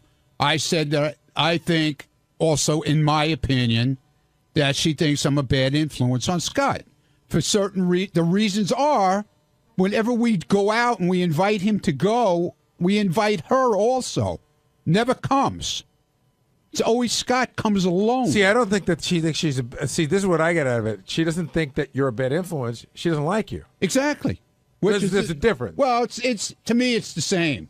If you don't like me, you think, Well, it sounds like it's Whatever. more about the divorce and you moving on in life. But there were issues before that. Well, okay, but I think that maybe was the final nail in the coffin. Well, hold on, But guy- the other thing, I just wanted to say, Ronnie, you didn't attack his wife. Like, you didn't go after his wife. And No. you didn't throw him under the bus No. either with anything. I didn't. That's why I didn't think that I would. I If don't he know where started it- I don't attacking even her, know I where would it have came from. I would have Right. come to her defense.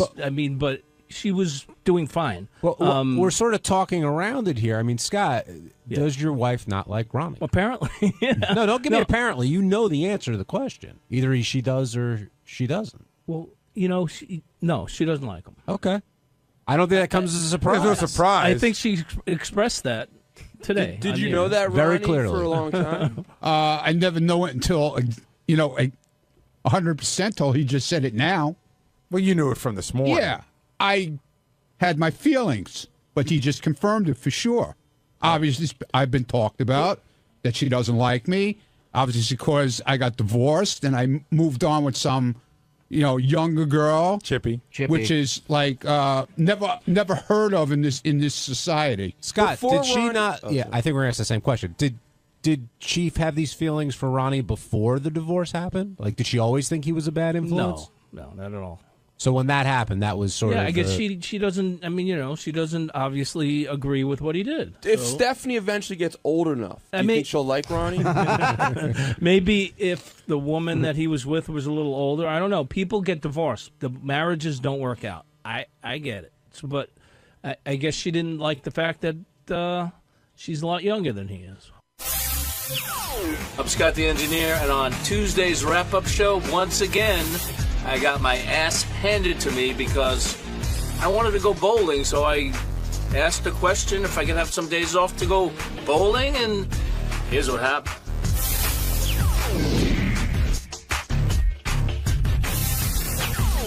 We should start off with Scott Salem's quest to bowl. And I know we had a lot of Scott on the wrap-up show yesterday, and we're going to have a lot of Scott on today, simply because he's in the crosshairs. And it was sort of the perfect storm today because Scott, I would imagine, was fired up about what happened yesterday. And the news broke the story that he had emailed Howard about there was a new PBA event and he wanted to go, and Howard had gotten an email. But that was at the tail end of this. What I heard, and Gary, you can correct me if I'm wrong, is Scott had talked to Doug Goodstein, yourself, Tim Sabian, everybody who basically said no to him, yet he persisted until he got a message from Howard, which basically said no. Now, Scott's argument, and I see him running down the hall now, I wonder if he's going to be as fired up as he was in the studio. Scott's argument is a simple one, which is, and Scott, correct me if I'm wrong, no one said no. People didn't answer. People said maybe, or we got to talk to this guy. We got to talk, but nobody came out and said, no, Scott, you cannot do this. Well, today was the classic example of be careful what you wish for, because what I do know is that Scott was talking to a lot of people, and I think it would be fair to say Scott was trying to flush us out on the air. My understanding was he was trying to generate a news story that would get this to come out on the air. I think the hope was that it would come out on the air and he would get to go. Were you lobbying the news, Scott? Be honest. No, I asked about it. I asked Brad last week. I said, I know Shuley did the story. Are you going to bring that up on the air? I asked him. I didn't push. I asked him. But it sounds like through the news, talking to Gary, talking to other people, it's like you were talking to everybody here about making this happen. And again, you're passionate about bowling. It's something that you want to do. Right. But was this an instance where you did hear no and just kept going? I never heard no. Again. Well, what did you hear? I heard Doug said, I asked him, he put it off. I sent him an email. He didn't respond. I said, okay. So Doug never gave you an answer? No. So Doug's answer was, well, if he didn't respond, that's probably no. Right. Okay, so that's your first. That's Doug's a good, world. that's a pretty good That's hint. in Doug's world. I never ask Howard anything. No, but you I never bother him with anything. Step away from this being as close to it as you are, and think about it some other way. Think about it like I went to Howard and asked for the day off for something. I wanted to go to the Met game. right? And Howard didn't answer me. What would you think? What would you say to me? Either he didn't get the email, or he just didn't want to.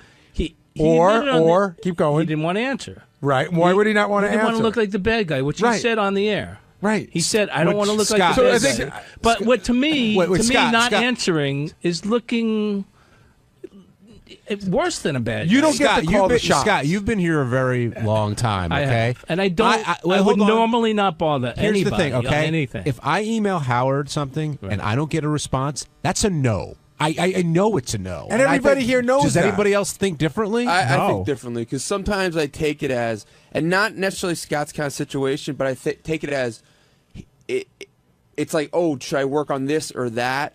And if there's not an exact no yet, you're not sure if this is the. But you're insane. You understand that? Like you're not. You're an outlier. Yeah. You're insane. He's right in a way because if Howard really wanted you to work on this or that, no, I know, he'd respond to you. But I think sometimes Howard doesn't give a no because, well, first of all, he generally doesn't give no. That's true.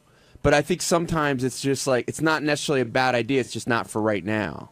But he usually so don't do it right now. He'll usually say, "Or look, I know I've sent stuff in," and he'll be like, "Hey, this is good. Maybe Fred can help polish it up, or let's go in a different angle." Like he usually does give suggestions. And the other issue here is why is Scott, or frankly anybody, going to Howard in the first place when the protocol, as Howard said today, was you got to talk to Gary first. Always. Let me go through it. So the Doug thing, Doug said probably not. He didn't get an answer. I waited about a week. And Doug said, let's see what happens. So after a week, Howard was doing stuff in my studio. So quickly I said, I know Doug sent you a note. What do you think? Did you know that was on camera, by the way? I had no idea. Yeah. To me, it was on camera. It looked like Doug was there knowing you were going to ask, and it was engineered that it would be on camera. I didn't even realize it. And what did Howard say? He said, now he could have ended it all a month ago by saying, I get that you want to bowl. I don't like the idea. We did it last year. Sorry. I saw the tape because he's not answering the question. What did he say? You know what, Scott? I can't talk about this now. I got to deal with some stuff, and he lied. No, right. That's what he said. I said he could have ended it by saying what I just said, right. But he said, you know what? I'm going to go in the back. I'm tired. He avoided you. Of course. Scott, this is Fitzsimmons logic you're using. I was going to say, yes. Of course he avoided me. And I didn't appreciate it. Didn't you think that Greg Fitzsimmons sounded like an idiot when he went through this whole thing with the book and Howard? I mean, didn't you think so? As an objective observer? But Greg doesn't work for him for 26 years. Because you sound exactly like him right now. But Greg doesn't work for him for 26 years. All right, so this is like maybe the first request in all that time that I've made like All right, this. so Howard avoids the question, what's your next move? He said, let me talk to Tim and Gary. So now you're waiting on Howard to get back again. to you? I can give you a little bit of background on this, by the way. I can give you a tiny bit of background. Scott came to me to ask me about it, and I put Scott off. Right. I knew said, hold on. Let me finish it. Go ahead. I knew the answer was no. Tim, for some bizarre reason, I said, Tim, did you talk to Scott yet? Because he came to me. And Tim's like, yeah, well, we have to discuss it. And I had to remind him that we had discussed it. So Tim was a little slow getting the answer. And I could have said something to Scott, but it was actually, it's Tim's place to say it. Like, I didn't want to cut Tim's legs out. Tim is the one who should be having the discussion with him. And then when I heard Tim this morning, when I was talking to Tim, and Tim said, I said, Tim, what did you say to him? And he goes, not a good idea. I told him no. I go, well, did you tell him no, or did you tell him it's not a good idea? And while I don't think that Scott should misinterpret it any other way, not a good idea is no, I don't know why Tim didn't just say the answer's no. Right. So Tim didn't say no to you, but he did say, he said, let me advise you as a friend. So but even you said today. But even you said you're not his friend today. Well, I'm not his friend, but what does that mean? I mean, does it? It sounds is like he giving me like unofficial answer, not officially? What do you think? What do you think? You man? want this is like Richard Christie does this sometimes. I'm you being, want this I'm so being bad. Very particular here. Yeah, you want this so bad that you don't want to read between the lines. I didn't want to read between the lines. You know what you are? You're the chick. You're the chick at the door who's crying and go, tell me to leave. I won't believe that we're over until you tell me to leave. So okay, he leave. said drop the issue. No, really? He said drop the issue, so I dropped the issue. That's what happened to you guys. Howard's not interested in covering it for radio, television. Fine, Right. I got it. Okay, let me see if I can get some vacation time off for those 3 days that I needed to. Okay, so let's pick up there. Yeah. Who in the history of the show of the very main players do you know that's ever taken vacation time when the show is on? Robin. Well, actually, she didn't. But Howard, I just thought of this. Howard actually moved his vacation so Robin can go to Guatemala. Right. Last year, he moved a vacation week for her. She had to go to Guatemala. I got it. You know that. So you think you think that you asked me a question and I gave you an answer. I didn't expect him to move the week. No. But then why'd you bring it up? Well, you asked me a question. Okay. Who should Howard have moved the week? I didn't know. He shouldn't move. Okay, well, so then actually, okay, let him move the week. No. So we got that. We got. So let's say Howard said yes to that. You don't have an issue taking 3 personal days or 2. I don't know how many days vacation during a week that we're on live. You have no problem with that. Well, someone and do you your think office, about you're bored. Yeah, do you think about the message it sends in terms of you needing to be here? So one time I was out for a medical issue for a few days, which right. Absolutely that's for fine. personal days. Last year he sent me to Vegas, so I was out for 4 days for that. So obviously someone did fill in for me those 2 times. I just made a request. I didn't think making a request was such a horrible thing. It wasn't. The request isn't a horrible thing. The not taking no the first 5 times, you got a mostly an 85 to 90% no, and not hearing what you want to hear. That's where it gets weird. I see I'm in a minority here, but I just thought that I wanted to go. Okay. No, that we got. That's I got that you wanted to go, and you were being what you were was being very. You started to become passive aggressive about it, like you got to tell me no. When everybody tried to tell you no in a way that wouldn't hurt your feelings, that wouldn't make you feel bad, that wouldn't be dicky, and then it all came to this today, which nobody really wanted it to come to, but you. And you stormed in there. There was Angry Scott who walked in there today, yelling at Howard, telling him who. I mean, you were putting Howard in his place. So the thing started 5 or 6 weeks ago when I first was approached, and I asked the question, and the answer. If I would have gotten 5 or 6 weeks ago, that would have been the end of it. But most people, everybody but you thought you did have the answer. Well, no, I didn't get an answer. You got an answer. Tim, you just didn't hear it. Tim, were you giving Scott friendly advice, or were you politely telling him no, drop it, move on? I was politely telling him to drop it, move on, and because the thing is that we have a modified schedule now. And, we all need to be here, period, end of story. And I told him the time that I was in Minnesota when I came late because of my father, and Howard was giving me, shit for that. But it's right. I mean, right is right. We're here to work. And, I get the it. Show is on. When the show is on, he needs us here to support the show. I thought wasn't unreasonable. Nobody's saying that. We're saying that you got it today. No, you got an answer 5 weeks ago. I didn't get an answer from Doug and from a Tim. non-answer is no answer in my world.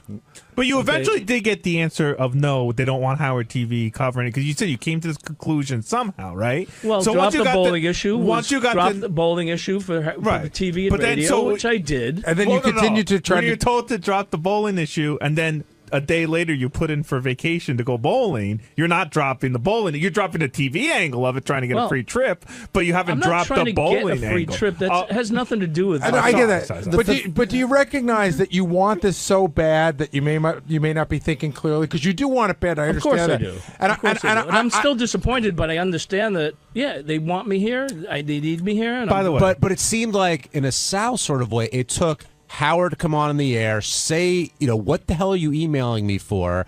I am saying no. Doug's in the room. Gary's in the room. You talked about Tim. I needed to be hit over the head with a hammer. Did you really, though?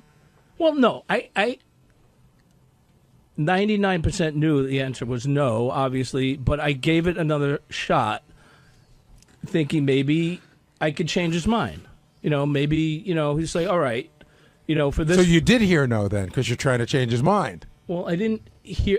Heard no for what I heard no for was the TV and the radio don't want to cover it. It's not interesting. It's boring. We don't need to cover it. I think people are missing the larger context of this isn't just one Scott incident, and the ability to read between the lines or understand what someone's trying to tell you something in a nice way is essential, not just to work on the Howard Stern show, but in business in general. But I think that this has nothing to do with bowling. This is my whole theory. You're such a douchebag. What? I mean, really. You don't like my theory. Wait, hold on. Let him give his theory. Do you and not then want yell me to at say him. it's not about bowling, or it's all about bowling, Scott? Okay, but I think he has a real problem taking orders from Tim. I've seen it. I know that Scott got upset. He wanted to hire somebody one time, and Tim said no, and he fucking flipped out about it in a very real and scary, loud way.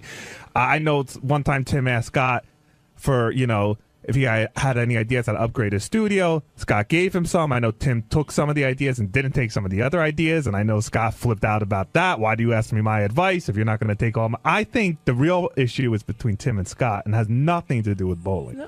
Well, I think, my opinion is that there's some underlying issue with Scott that he feels a victim and always a victim. And there are certain things that go on in our area that there are processes in place and things take time, like equipment needs to be approved. But Scott, instead of asking, would rather blow up and pop off than find out what the real answers are. But there's some underlying issues that I think you feel victimized all the time. I really do. You're a good guy. I like you, and I try to work with you and try to develop a relationship with you. When I hear that I'm not your friend, when I'm not here to be friends, but I'd like to get along with people that I work with. But it just, I think you like to put yourself in a victim state. So that's my opinion. Okay, well, that's fine. That's your opinion. Getting back to what Jason said, of course, it's a thrill to bowl with professional bowlers. If you had some passion, or if Gary was given an opportunity to play in a real baseball game with the Mets. I was saying my thing was like I got to go on tour with Bruce Springsteen. That would be the same thing. Let you go do it? That's a passion that I have. Or Bruce said, Gary, come to the I want you to play sax for me instead of Clarence Clemens. Come stand on the side of the stage this day. I want you to be my personal guest. Would Howard let you take a week off of work to go play saxophone with Bruce Springsteen? He would no. Okay, so there you go. But okay, but I approached this as we did it last year. Howard sent me out there, which was. But that question was answered pretty early. That it doesn't work for the show. Okay, well, that's fine. I get it. And the PBA said, regardless of whether the TV show or radio show is covering it, you're welcome to bowl. That's what they see. This is where you fall off the tracks because nobody cares what the PBA thinks. Well, I'm just telling you. I'm being very blunt. Are you aware what the PBA is? I'm just telling you what. I'm just telling you. Police Benevolent Association. I was offered again. We understand that, but we know what they want. But we know what they want. But that has nothing to do with what we want. I know what they want too. I mean, don't they have authority over the situation? But Scott, what about what Tim said? I mean, because Tim's not the only person who said that before. Are you playing the victim all the time? In fact, quite honestly, it was said pretty often before Tim ever worked with us. I don't try to play the victim. Okay, I don't try to play the victim. Leave it to the victim. Yeah. Go ahead, Scott. No, I don't try. I don't want to be a victim. So. That's all I'm going to say on that. Well, because what Jason was also inferring is that there's an underlying thing going on between the two of you. That's what I There's think. no doubt about it. And at some point, I don't know how much time we have left on the wrap-up show, but at some point, it's you guys are going to have to deal with it because I see it every day.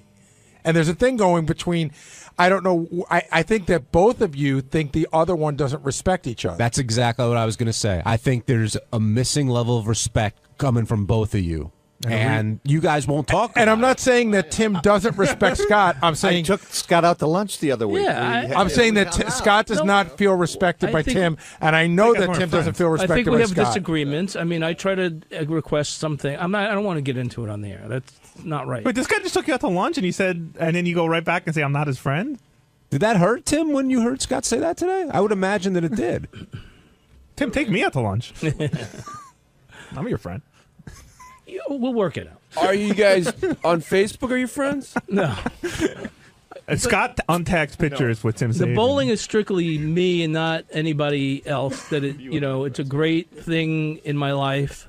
I get it. I get it. It really has nothing to do with anybody else. So personally, it was a great experience, and I wanted to do it again. Okay. What I would say is I think that every single person on this show could come up with an example of something that they really wanted to do that would make them be away from work. I know, but they don't have that opportunity. And they I have the opportunity. No, we've all had the opportunity. Now, Richard, I'm almost positive that Richard's had opportunities to go on tour for 3 months at a time. Oh, 3 months. I mean, listen, it's I a asked for passion, 3 right? days.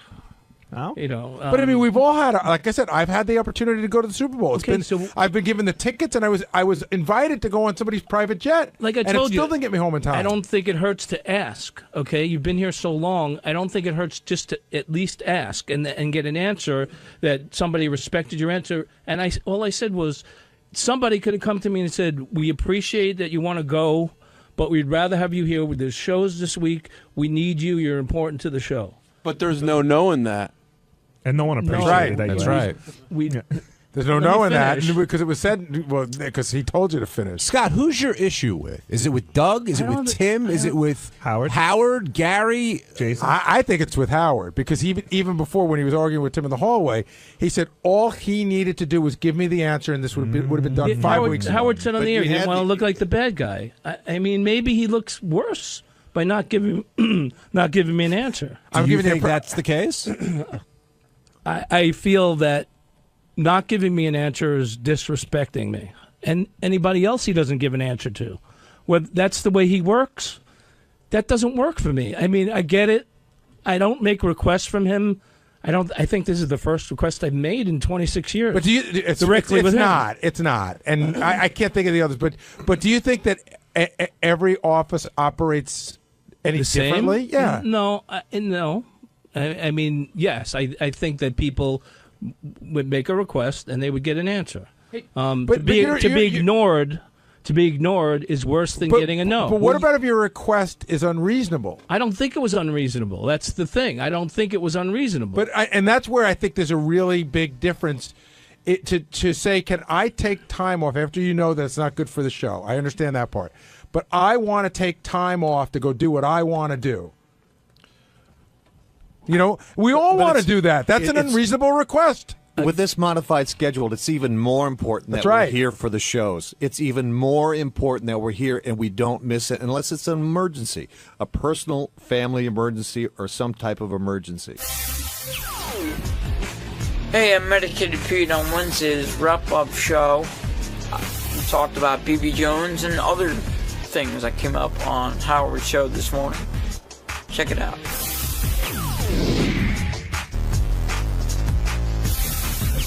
I do want to start with B.B. Jones and what happened with her. And Gary, I think not a lot, but if porn stars come in here and they'll say, oh, they'll bang anybody, they'll do this, they'll do that. I guess Tabitha was certainly one who put her money where her mouth was. But with B.B. Jones, she is willing to bang anyone, anywhere, anytime, unprotected, and that makes her a little tiny bit less attractive to me, but she's really a very pretty girl. But to some people it makes her even more attractive.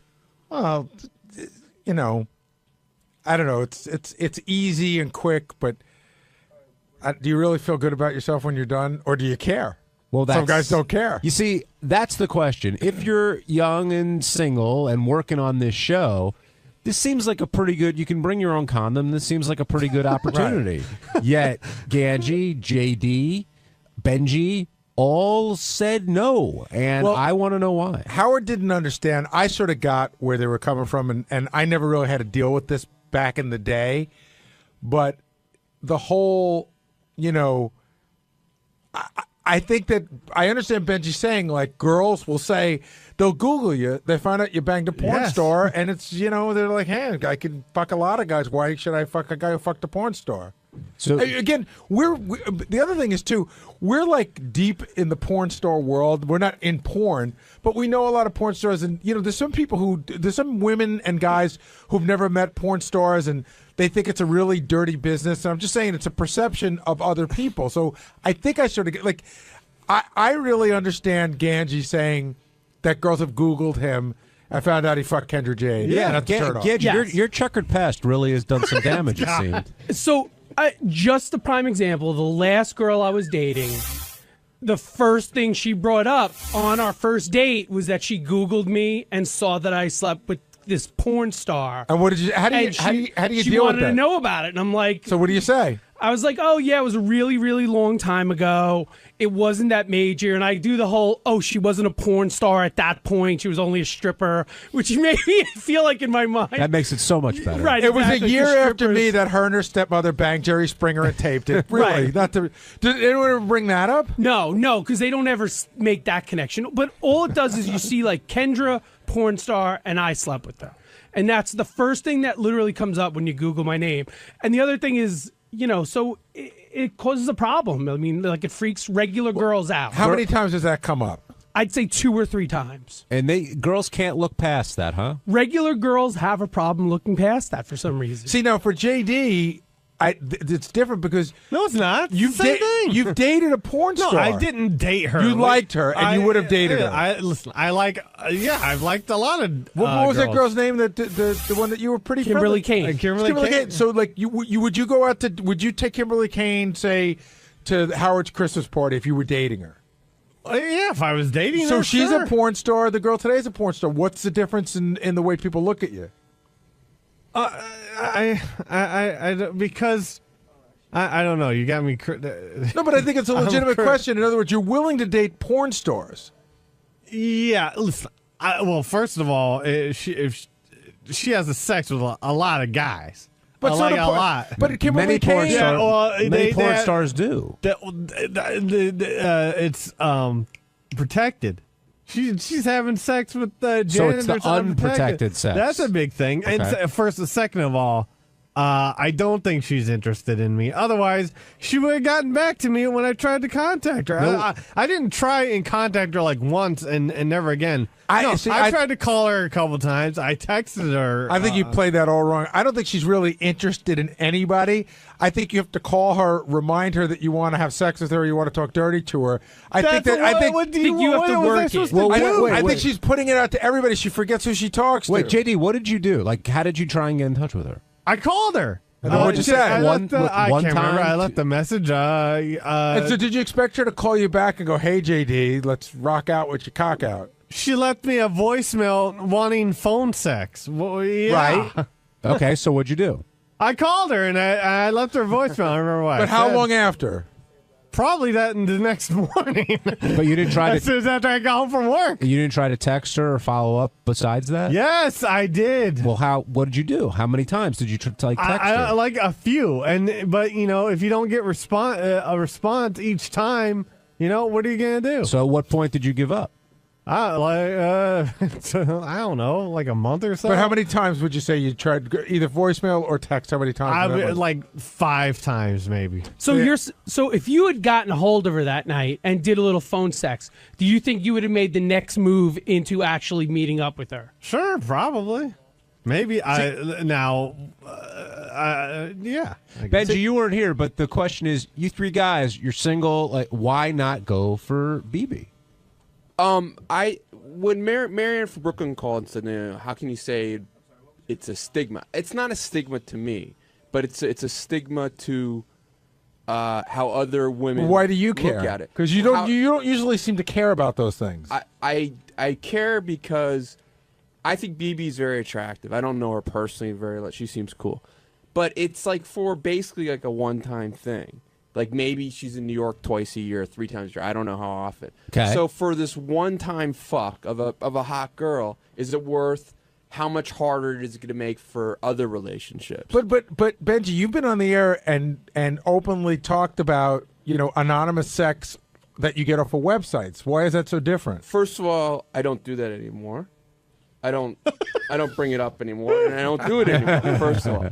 But second of all, it is different when it becomes a very tangible, real thing. Oh, sorry. When it becomes a very tangible, real thing with a person that people know who it is. Right. Now, I have interesting breaking news. I don't know if this has come up. And I checked with Howard to make sure it was cool to bring up. Okay. She rejected Pete. How so? What? She said she wouldn't fuck him. When did she say that? This is what now I'm getting this secondhand from TV guys. Pete, get over here. Go ahead. Oh, Pete, I didn't know you were in here, so I don't know if you know this. And this is what I heard, so maybe it's not true. I don't know. No, that's first I've heard of that. Well, hold on. But let's start. Pete, how did you leave it off with her?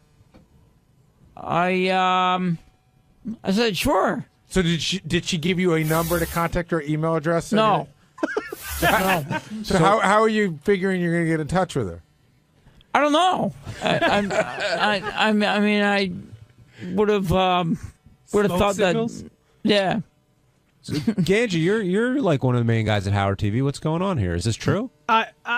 I don't know. The behind the scenes guys were following them around, so I'm assuming that's when it happened. So Benji, what do you know? Well, this is Lee. He's one of our TV guys. Yeah. What's up? Not much, Pete. How are you doing? About this news, what's So Lee told me. I said to Lee, this was maybe he's coming down. I'm sorry. I said to Lee Garowitz, I said, "Oh, did Pete leave with BB?" And he goes, "No, actually." She said, and Pete, just say it, that she didn't want to. She wasn't interested in having sex with Pete. Now I don't know if she just said just Pete specifically or anyone here, or I don't know how that goes. And I saw Howard on the way out because I wanted to check with him to make sure it was cool to bring up, and he said it's cool. So, but I didn't get that firsthand. I mean, she clearly agreed on the air. I mean, after Pete serenaded her, and she was all up for it. Doug, do you know what's going on here? Yes. She's claiming the Can't hear you. How's that mic?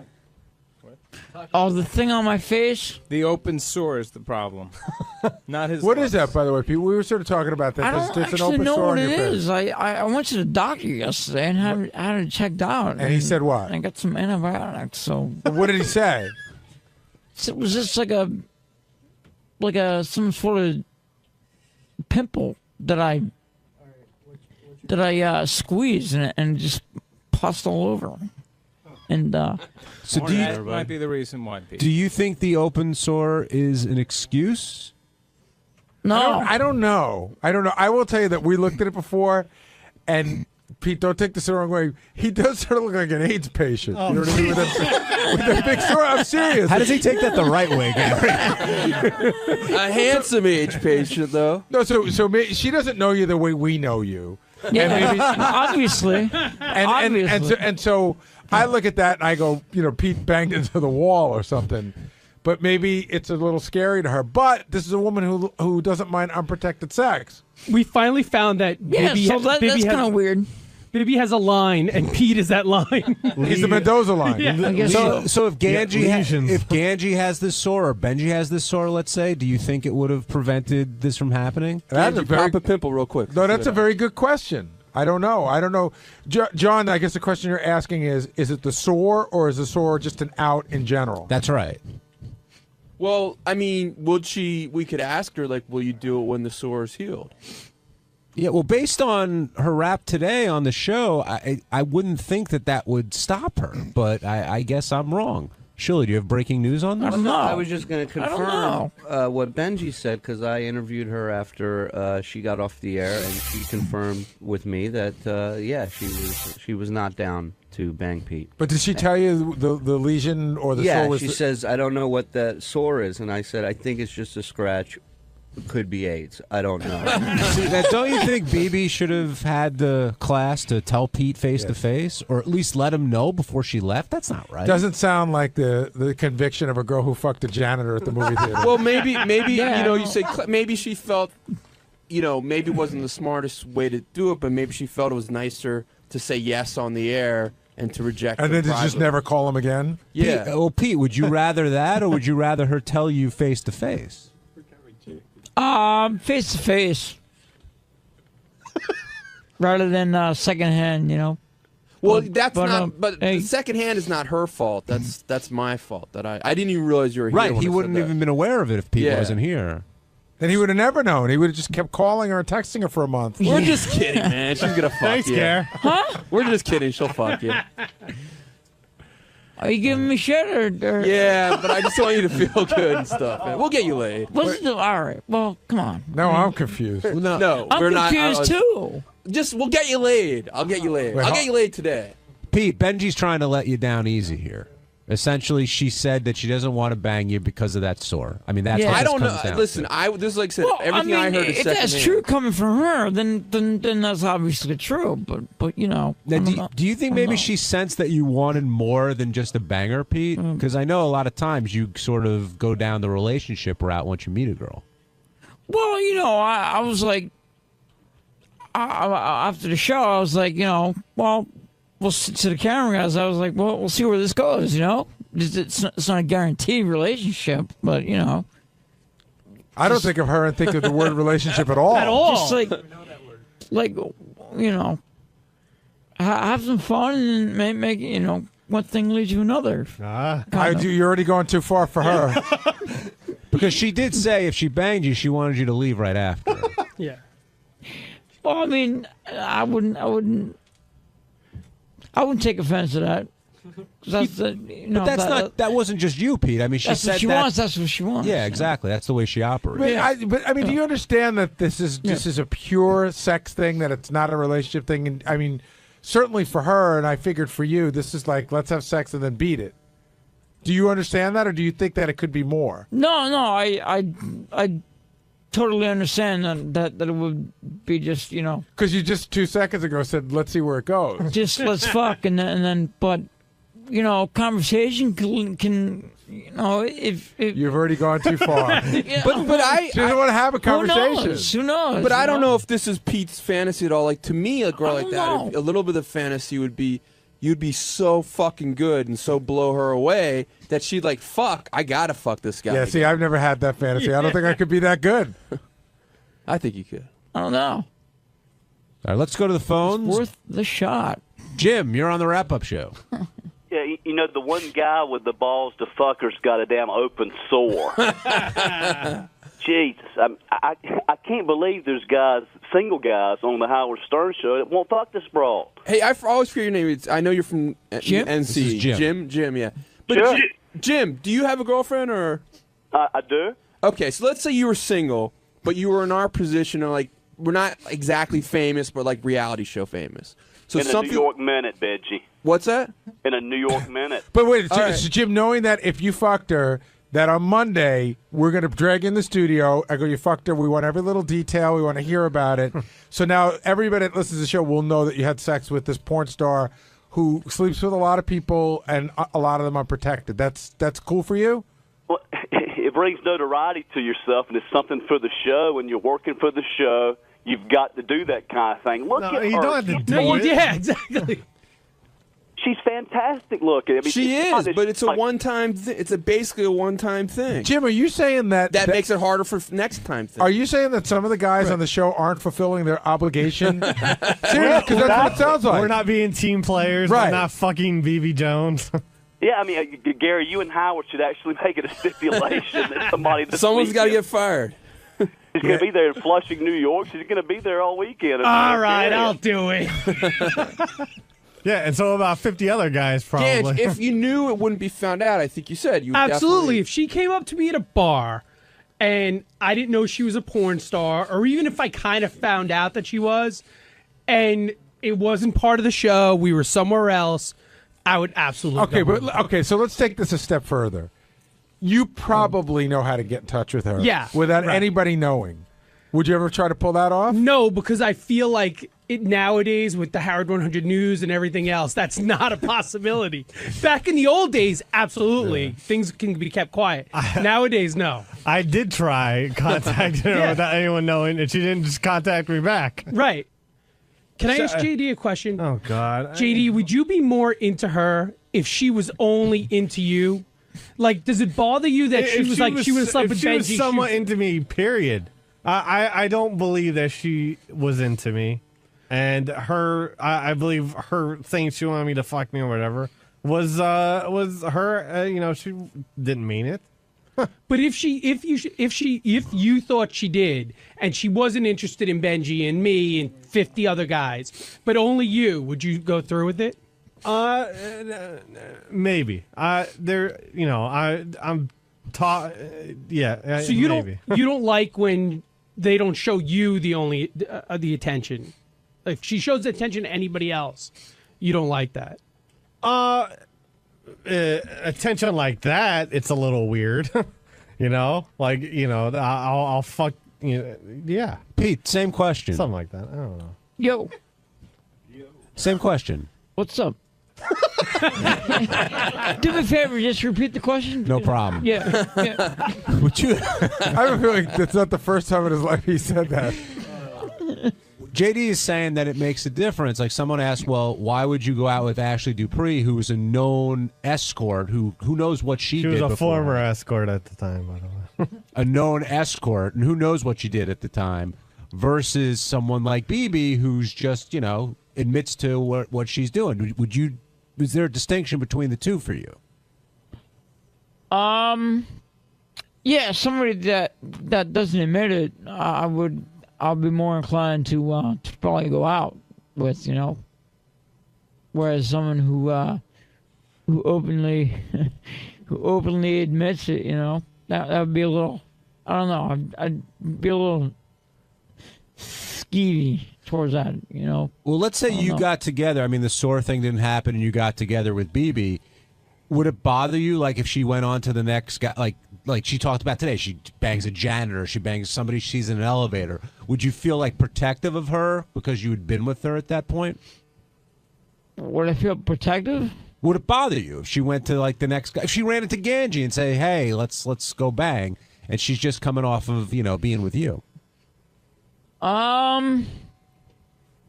Just sort of, kind of, in a kind of a weird way, yeah. I'd be concerning, somewhat. I mean, yeah. What's the question you just answered?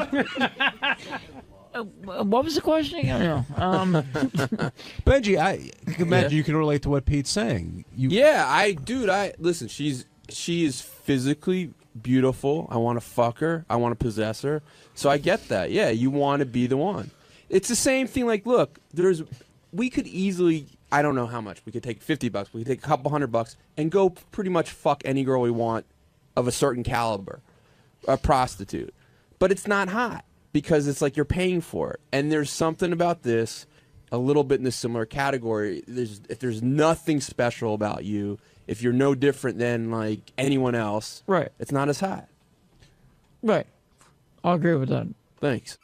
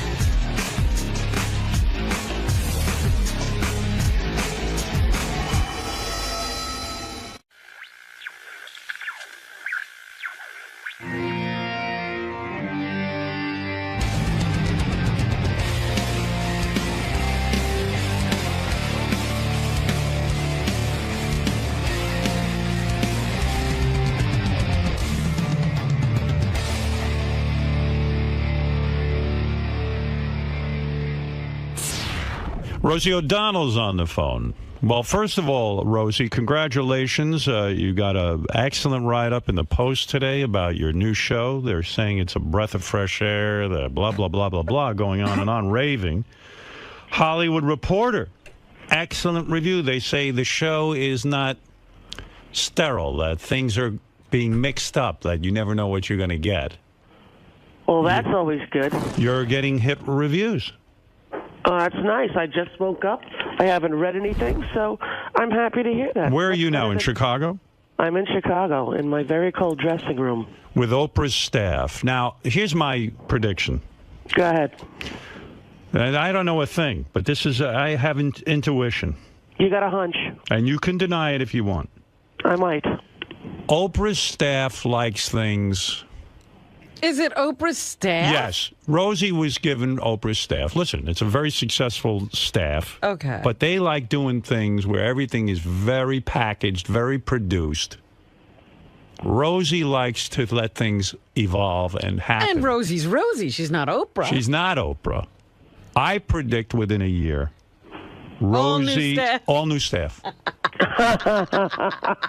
That's my prediction. Well, you're not going to be psychic of the year because here's the thing. It's only about 3 of people from her senior staff. Okay. And the rest of them were all young, new kids who had worked at her staff for about 5 to 8 years. So they're in their 20s, most of them. So they're quite trainable, right? But I will tell you, you're right about initially they were worried about the fact that I don't use the prompter. Because normally they have a prompter and everybody follows it in the control room. Right. And so that's the reason we went live, Howard, which I think you'll understand better than anyone, is all the practice shows. I would do something and then after, we got to go, we'll be right back. And they'd say, we're going to have to do that again. I'm like, why? Well, you forgot to say NBC is the voice. Right. I'm like, oh, dear Lord. That's not going to fly with you. Okay, so Thursday after the test show, I had a meeting with Lisa Ernst-Palmer, who's, one of the head Oprah people. She and Sherry Salata ran it for 25 years, ran her show, and my 2 executive producers and I was like, okay, listen, I'm not willing to trade something real for something fake.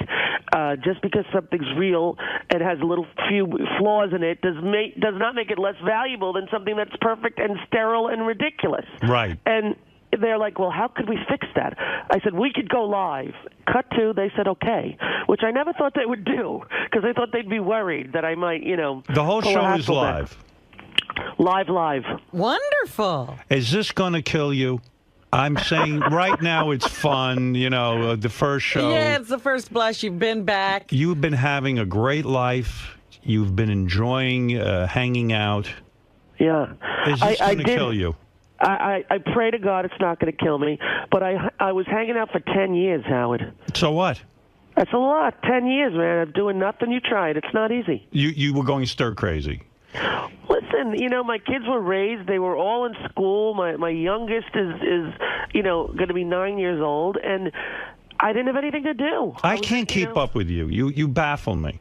Why? Because Rosie and I never had a private conversation, really. I mean, not where we've threatened to get together for dinner, but there's always there's always a complication. Oh dear! But she's hard to schedule with. Yeah, she is hard to schedule with. She is. She's difficult, but yeah, you fascinate me. So when I came into your life, you had met you had a new girlfriend. Yeah. She moved the whole family in. She had 6 kids. You have 4 kids. Yeah. You were She didn't move them in. They moved them They moved next door. You were in the process of what you called blending the families. Yeah. Now somehow that relationship ended. Yeah. And then, which I believe was predicted by you. Oh yeah. Well, because you were going probably insane with her 6 kids. Let's be honest. That's too many kids. Let's be honest. You have a vision of what you think would work, and I remember that movie, Yours, Mine, and Ours, with Lucille Ball. Right. And I thought, well, how? That's what you were thinking. Yeah. This could be perfect, right? But honestly, it was a lot of kids, and that's the truth. It was a lot of kids. It ruined the relationship. I wouldn't say ruined, but it didn't allow for any time for she and I to be together alone, and right. There were lots of kids with lots of different issues. And, right. I got my own 4, and they have their own challenges, right? And so it just felt to me like chaos and too much. And she's a lovely, lovely person. So in other words, you saw this movie and had the idea. But the kids didn't see the movie. That was the problem. No, but they did see the one with Steve Martin, Cheaper by the Dozen. Yes. Now, was it complicated when you had to go, like when you broke up? I can't even imagine the hassle. First of all, you got to move her out of the house. Which literally she did in 3 days over Christmas. It was very quick. And then over Christmas, you had to go, up. and you had to go over Christmas, no less. Oof. Then you had to go to the kids and say, "Listen, remember the movie I watched? Turns out it doesn't work like Yeah, that. that was the movies, kids. Yeah, now we have a different movie to watch. Was that a horrible? No, because the kids knew. The kids knew in the beginning. Like I said, here's the thing. We're going to see what happens, and I love Tracy, and we're going to see what happens. And so the fact that we didn't live in one house, I think, was helpful in terms of them not feeling as upset, or they sort of there was a separation, and it wasn't like we did every holiday together. In fact, we didn't really do that. I took my kids and did what we normally did, and she did what she normally did. And Tracy had to be brokenhearted because, listen, nabbing a Rosie is a big deal. Nabbing, I love that. Well, let's be honest. You think I'm nabbable? Well, listen. Well, you're acting like she lost a Porsche. She's a big. Well, yeah, Rosie's a big star. She is the pride. It's more like a Hyundai Sonata, Robin. I don't know if it was a Porsche. She is the home run of home runs. She's wealthy. She's, listen. She's everything she's a woman. She's also a good person. Yeah, right. So, when you broke up with her, it had to be, the worst. Well, just so you know, it was not. It was. She made the decision. It wasn't. She said, "This is not going to work for me, and I'm going to go." Well, in other words, you acted so miserable. No, I just knew. I knew fairly early on that a long-time future and forever wasn't in the cards, and that I loved her very much, and I care about her kids, and I care about her life, and what I think we ended up wanting different things. Although in the beginning it was a great, immense love affair, and it's wonderful to feel those kinds of feelings. And I had been in a relationship for a long time that towards the end was kind of when people are about to divorce, it's a couple years of rockiness, right? So and here's what else baffles me. What's that? Okay, so this whole moving to Chicago thing I don't get. Now Parker is in military school, so he's covered. And loves it. Can you believe this? Military I cannot believe it, truthfully. He's been asking since he was 8. Wow. And I was obsessed with everything. I can tell you everything General Patton ever did, could tell you who was in what war, what countries, and why. And do you think he'll become a military guy?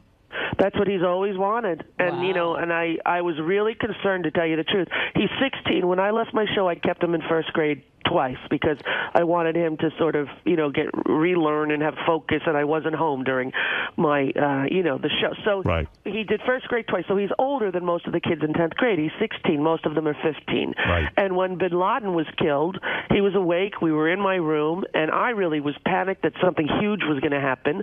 Like they dropped the nuclear bomb, because the president doesn't give a press conference on a Sunday night. Right. And they announced that he's dead, and my son goes, "Oh, shit." And I go, "What, honey?" He goes, "I wanted a shot at him, Mom." And he was This dead is some serious. kid. This is some kid. Dead serious. Here you are, a peacenik, right? You are someone. Totally. And this kid is rebelling by becoming a military guy. Well, that's what I said. I said, how do you piss off your left-wing, liberal, pacifist, lesbian mother? You join the military, But, I'm and like, you don't were the you want to stay home and get drunk and have crazy sex with your parents? He's like, yeah, I'm going to do that as well, Mom, but I first want to serve my nation. I'm like, okay, baby. Wow. Doesn't this blow your mind in the sense that you were the type of mother, from what I could understand, that was up this kid's ass? I mean, he couldn't make a move without you. And I'm madly in love with him. And all of a sudden now, he's moving out of the house at 16. He's gone.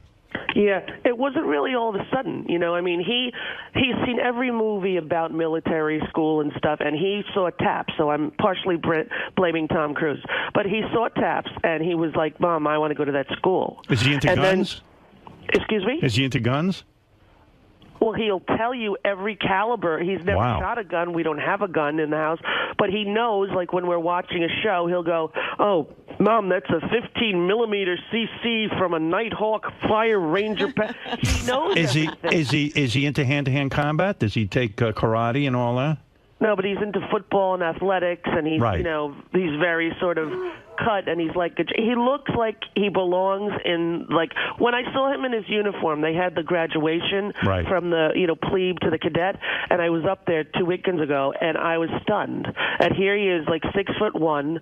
He lost 20 pounds there. He's fit. He's cut, and he's so happy. Wow. And everywhere we went, like I took him out to dinner to celebrate, and we're at some steakhouse up in Valley Forge, and people in the waiting, to get a seat said to him, "Thank you for your service," because he looks like he's in the Navy. Right. Wow. And wow. He goes, "Thank you, ma'am. I'm still a cadet, but I will pass on that to the men in the arms." He would say the whole thing, Wow. He called me ma'am once, Howard, and I almost had like an aneurysm. You're kidding. I'm like, honey, you do not ma'am me ever. This it sounds is like disrespectful to ma'am your mother. You're not kidding. This sounds like remember that show with Michael J. Fox? He was like a Republican, but his parents were hippies. Oh, he's not a Republican. No, but I'm saying he comes from this piece. You personally were upset that they killed Bin Laden because you felt he deserved a trial. To war. You wanted a trial for him. Yeah, I wanted to know if it was legal in the nation, that we live to do this, right? I questioned whether or not it was legal. Is it legal to do that? Right. Right? But he's a Democrat, though. My son said, he goes, "Mom, in the whole school there's like 5 Democrats." He said, "I get into the greatest discussions about, what's going on politically." And he grew up in a family where we discussed politics at the dinner table. So he's well-versed in what's going on. But here is the turnaround in your life. You left your first show, which was very successful, because you wanted to be home with the family. The kids were young. Right. Now, all of a sudden, you're living in Chicago. You got your one daughter with you. 2 of the daughters are living with Kelly. A daughter and a son. A daughter and a son are living with Kelly. Well, they're doing halftime, right? So the oldest boy, Parker's away. Chelsea's living with me, and the 2 little ones are doing, half and half. I feel like you're free and clear now. With the kids. I mean, I feel they're back to being, She dropped them all. I feel you got everyone sort of in somewhere and stashed away, and then you're running around in Chicago. Yeah, I'm at all the gay bars dancing till 3 in the morning. No, you have a new girlfriend.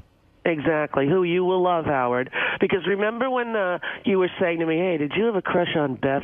And I said to you, when she did The View, and I was like, "No, she's too perfect for me. I'd be too intimidated to go near a woman who looked like that." Right. Cut to, I'm in Starbucks, and I see this woman in front of me, dressed perfectly, very Beth-like, holding a puppy, and I have a puppy just like it, and I was thinking of getting another one for Chicago, and I thought she was a straight 28-year-old, because that's what she looked like, and I start talking to her, and I'm like, And by the way, this one, just so I'm clear, this one doesn't have any kids, right?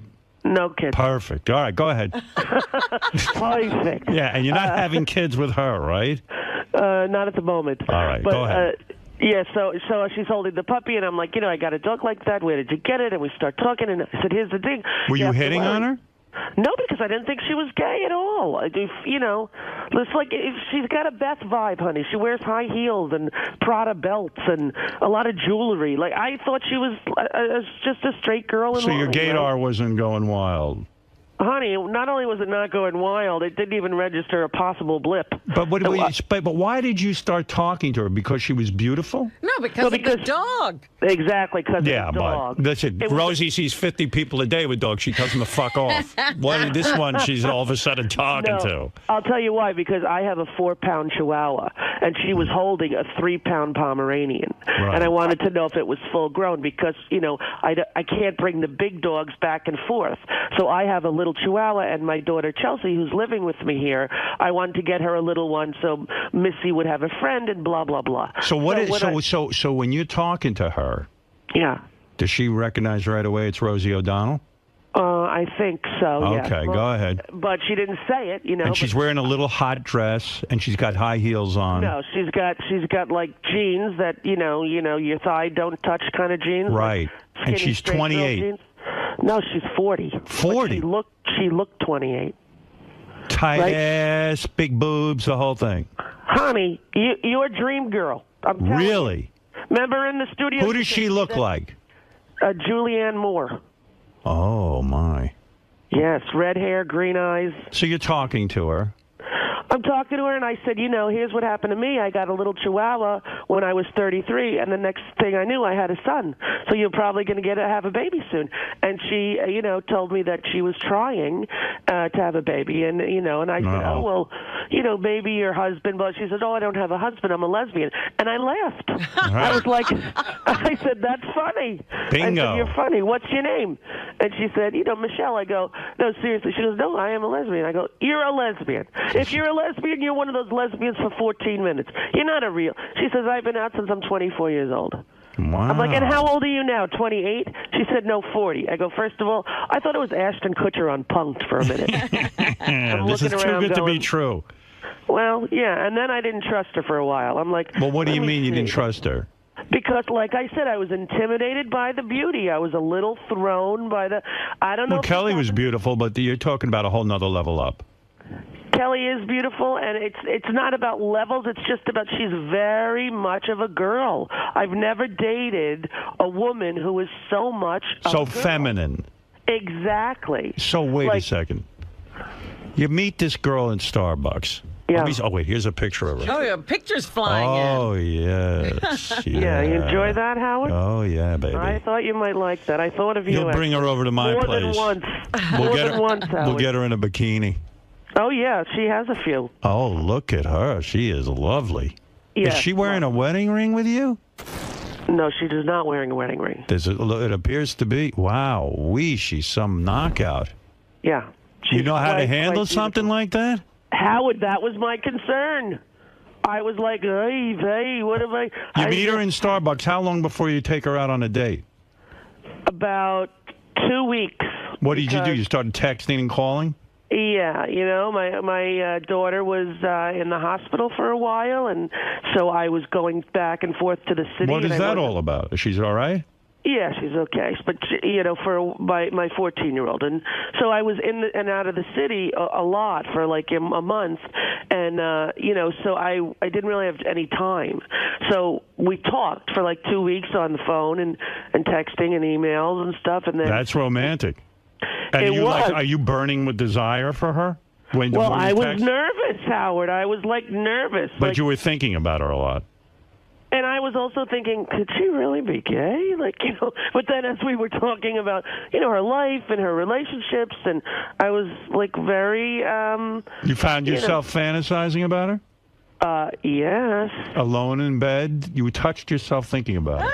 Well, Howard, I mean, that's okay. There's all kinds of implements you can buy to help you do that. But no, I know. Robin teaches me. Oh, stop. Yeah, well. So, okay. So you're thinking about her, you're texting this and that, and you say, let's go out on a date.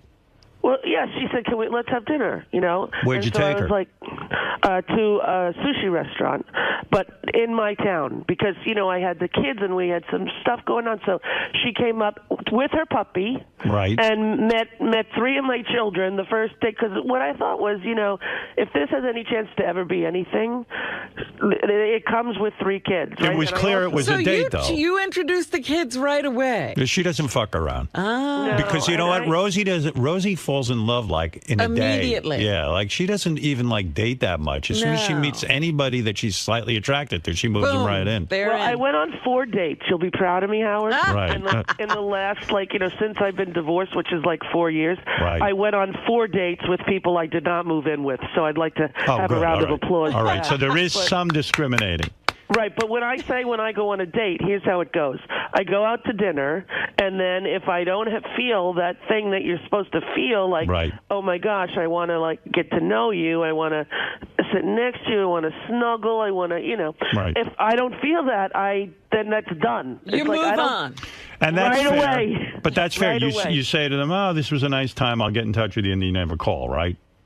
Well, because I'm a lesbian, they end up texting and we're friends. But right. I make it clear that, I'm not particularly interested in anything other than that. Women are so good with each other. They're so sensitive that way. Like me, I would be friends. I just would never write the person and hide. Exactly. Right. Well, I used to do that with therapists. Whenever my therapist pissed me off, I would change my phone number and just never call them back. That's healthy. I wish I could learn how to do that. Yeah, that's a good trick. I think you should use that. So you go out on a date. Where do you take these girls to dinner? Because right away it becomes a story. This is in your neighborhood. No one squeals on you. No one says, Yeah, hey. in Nyack it's very easy. You know that everybody. I've lived there a long time. What'd she wear on the date? Was she wearing like no panties? No. She's got some thong action going on, but no, white jeans and a black shirt and heels that I could not believe a human could walk in. And no bra. Oh no, honey, believe me. Oh. She's got the bra underwear matching sets, La Perla, something that she's taught me about. I now have matching bras and underwear, color coordinated, with lace. Does it make you feel good? It does, and I'm shocked. So wait a second. This girl, you go on the date, and I know with the way you've described it, you like a nice big build-up sexually. You don't want to like just get it over with in 2 seconds. Oh no! In fact, it was not. There was no chance or time. You know, I was. So then, after we went out to dinner, all it was a kiss goodnight, and then we with went a tongue. Yeah. Wow. Yeah. Come on, I'm 49, Look at you. honey. Wow. What am I gonna do? Peck her on the cheek? No time to waste. There were 3 kids sleeping upstairs and 1 in military school. I couldn't exactly, bound chicka bound. And besides, I was nervous, Howard. Do you initiate the kiss or she does? I did. Well, good for you. Well, I was nervous to do it, though. But you knew she wanted it. If she's going all the way up to Nyack, she wanted something with you. I mean, yeah. Where does the kiss happen? Out in the front door? No, on my living room couch. I walk in and the kids are waiting because the kids were playing with her dog, and the kids are waiting. Hi, and I'm like, okay, everybody, up to bed. Mom will be up there. And yeah, but it's 4 o'clock. So they go up to bed. You get her on the couch, and you make out with her. No, we don't make out. We one kiss. That's romantic. That's what I said to the kids. I go, you guys go up to bed. Mommy will be up in a half an hour. And she has since told me that when I said that, she thought to herself, oh, she's not interested. Right? That she put her right. But I wasn't. What am I going to say? I have the kids. They're waiting in my bed. No, that's very respectful. Right. So were you burning with desire?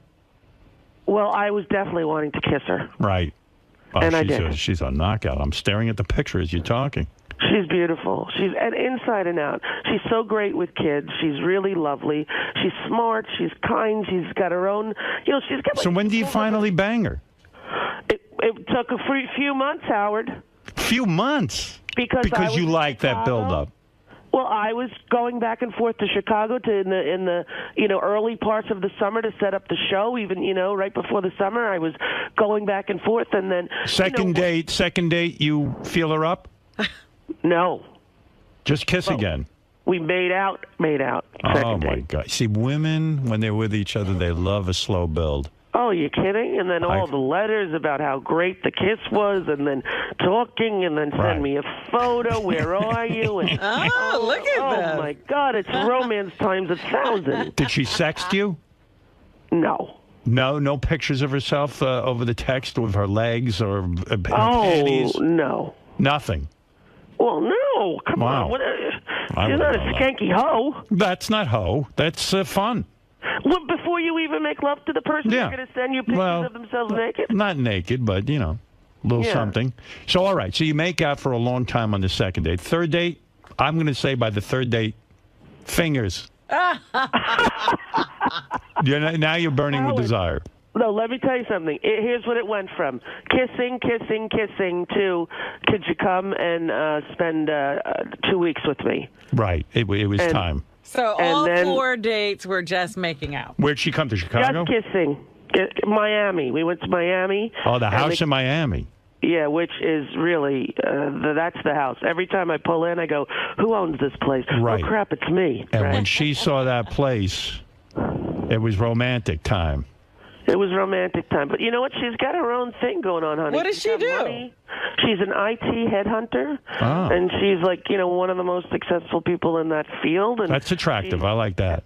Yeah, she's got a lot of her own money, cash, life. She's got a Beamer. She wears all these designer everything and jewelry. And I'm like, where'd you get those earrings? She's like, I bought them. Sounds too good to be true. Yeah, a little bit, and that's what I was a little bit like going, where am I going to find the trap door? Where am I going to hear? By the way, I was arrested for impersonating Julianne Moore and stealing $50 million. Have you ever dated someone who had that type of personal income and was able to support themselves in that fashion? No. So this is a new avenue for you. It is. And then you You're say, not and then gonna the be insecure. in charge of everything. So then the exactly, Robin. I'm not the boss. So then the insecure part of you becomes a little more secure because she could afford. She doesn't need your money. So In any maybe way. you start thinking she really loves me. Well, I don't think, Kelly didn't need my money. I mean, Kelly comes from a trust fund baby. She was a very rich kid. Good. Right? But, Michelle grew up very similar kind of financial way straight that I did, although she was in the most western part of upper New York State. Right? So Is she a gold star lesbian or has she been with men? What is a gold star lesbian? Gold star lesbian is a true lesbian who has never even messed around with men. Oh, I didn't know that term. Absolutely. I didn't know that either. And I just coined it Oh, it's 3 seconds ago. Gold star lesbian. No, seriously, I mean- no, she's not a gold star lesbian, nor am I, Howard. Well, I mean, you messed around with some men, but very, very, very But superficially. I did the deed more than once. Well, you tried. No, honey, I lived with a guy for over a year Oh, did I know that? when I was 28. And you enjoyed it? I enjoyed it You enjoyed sex with this guy? very much. You And didn't know want what to else throw I up and go, and you weren't thinking about women the whole time. No, you know what else I enjoyed? Going to the supermarket with him before the football game on Sunday and getting the beer, chips, and nachos and having the cashier say, "Oh, how long have you guys been dating?" And it was all of a sudden to be accepted in the world, not having to have who you're with be invisible and people pretend they didn't know. And listen, it's a long time ago. It's over 20 years ago, right? So you're But- bisexual? No, I'm not. I'm definitely gay. Right. But I see a handsome man, I'm not dead. I look, there's a sexy, hot guy, I go, look at him. I don't necessarily want him naked in my bed, but I would like him to maybe tidy up around my house. It must be painful for you when you're around me because I'm so handsome. I'm telling you. It must be confusing for you. If I even went close to you, Jeanette Barber would have my head because... Did the guy get you off? I mean, were you able to have an orgasm with him? Oh, gosh, yes, honey. No kidding. Everything works downtown. It's not like lesbians don't function without the right car key. No, but I have many friends who are lesbians who say to me, the thought of the penis going in them is so repulsive. Oh, really? Yeah, that they can't even... Well, I don't think that could possibly be true because there's a lot of... Yeah, who are you talking to? I have friends. Where is this? What are you, women who... What? All right, that's the second thing I made up. I figured. Gold star lesbian in that. And all of your lesbian friends who are repulsed by penises. Well, but I have male friends who are gay and who have said to me, quite frankly, they go to me, "Ugh, pussy is disgusting."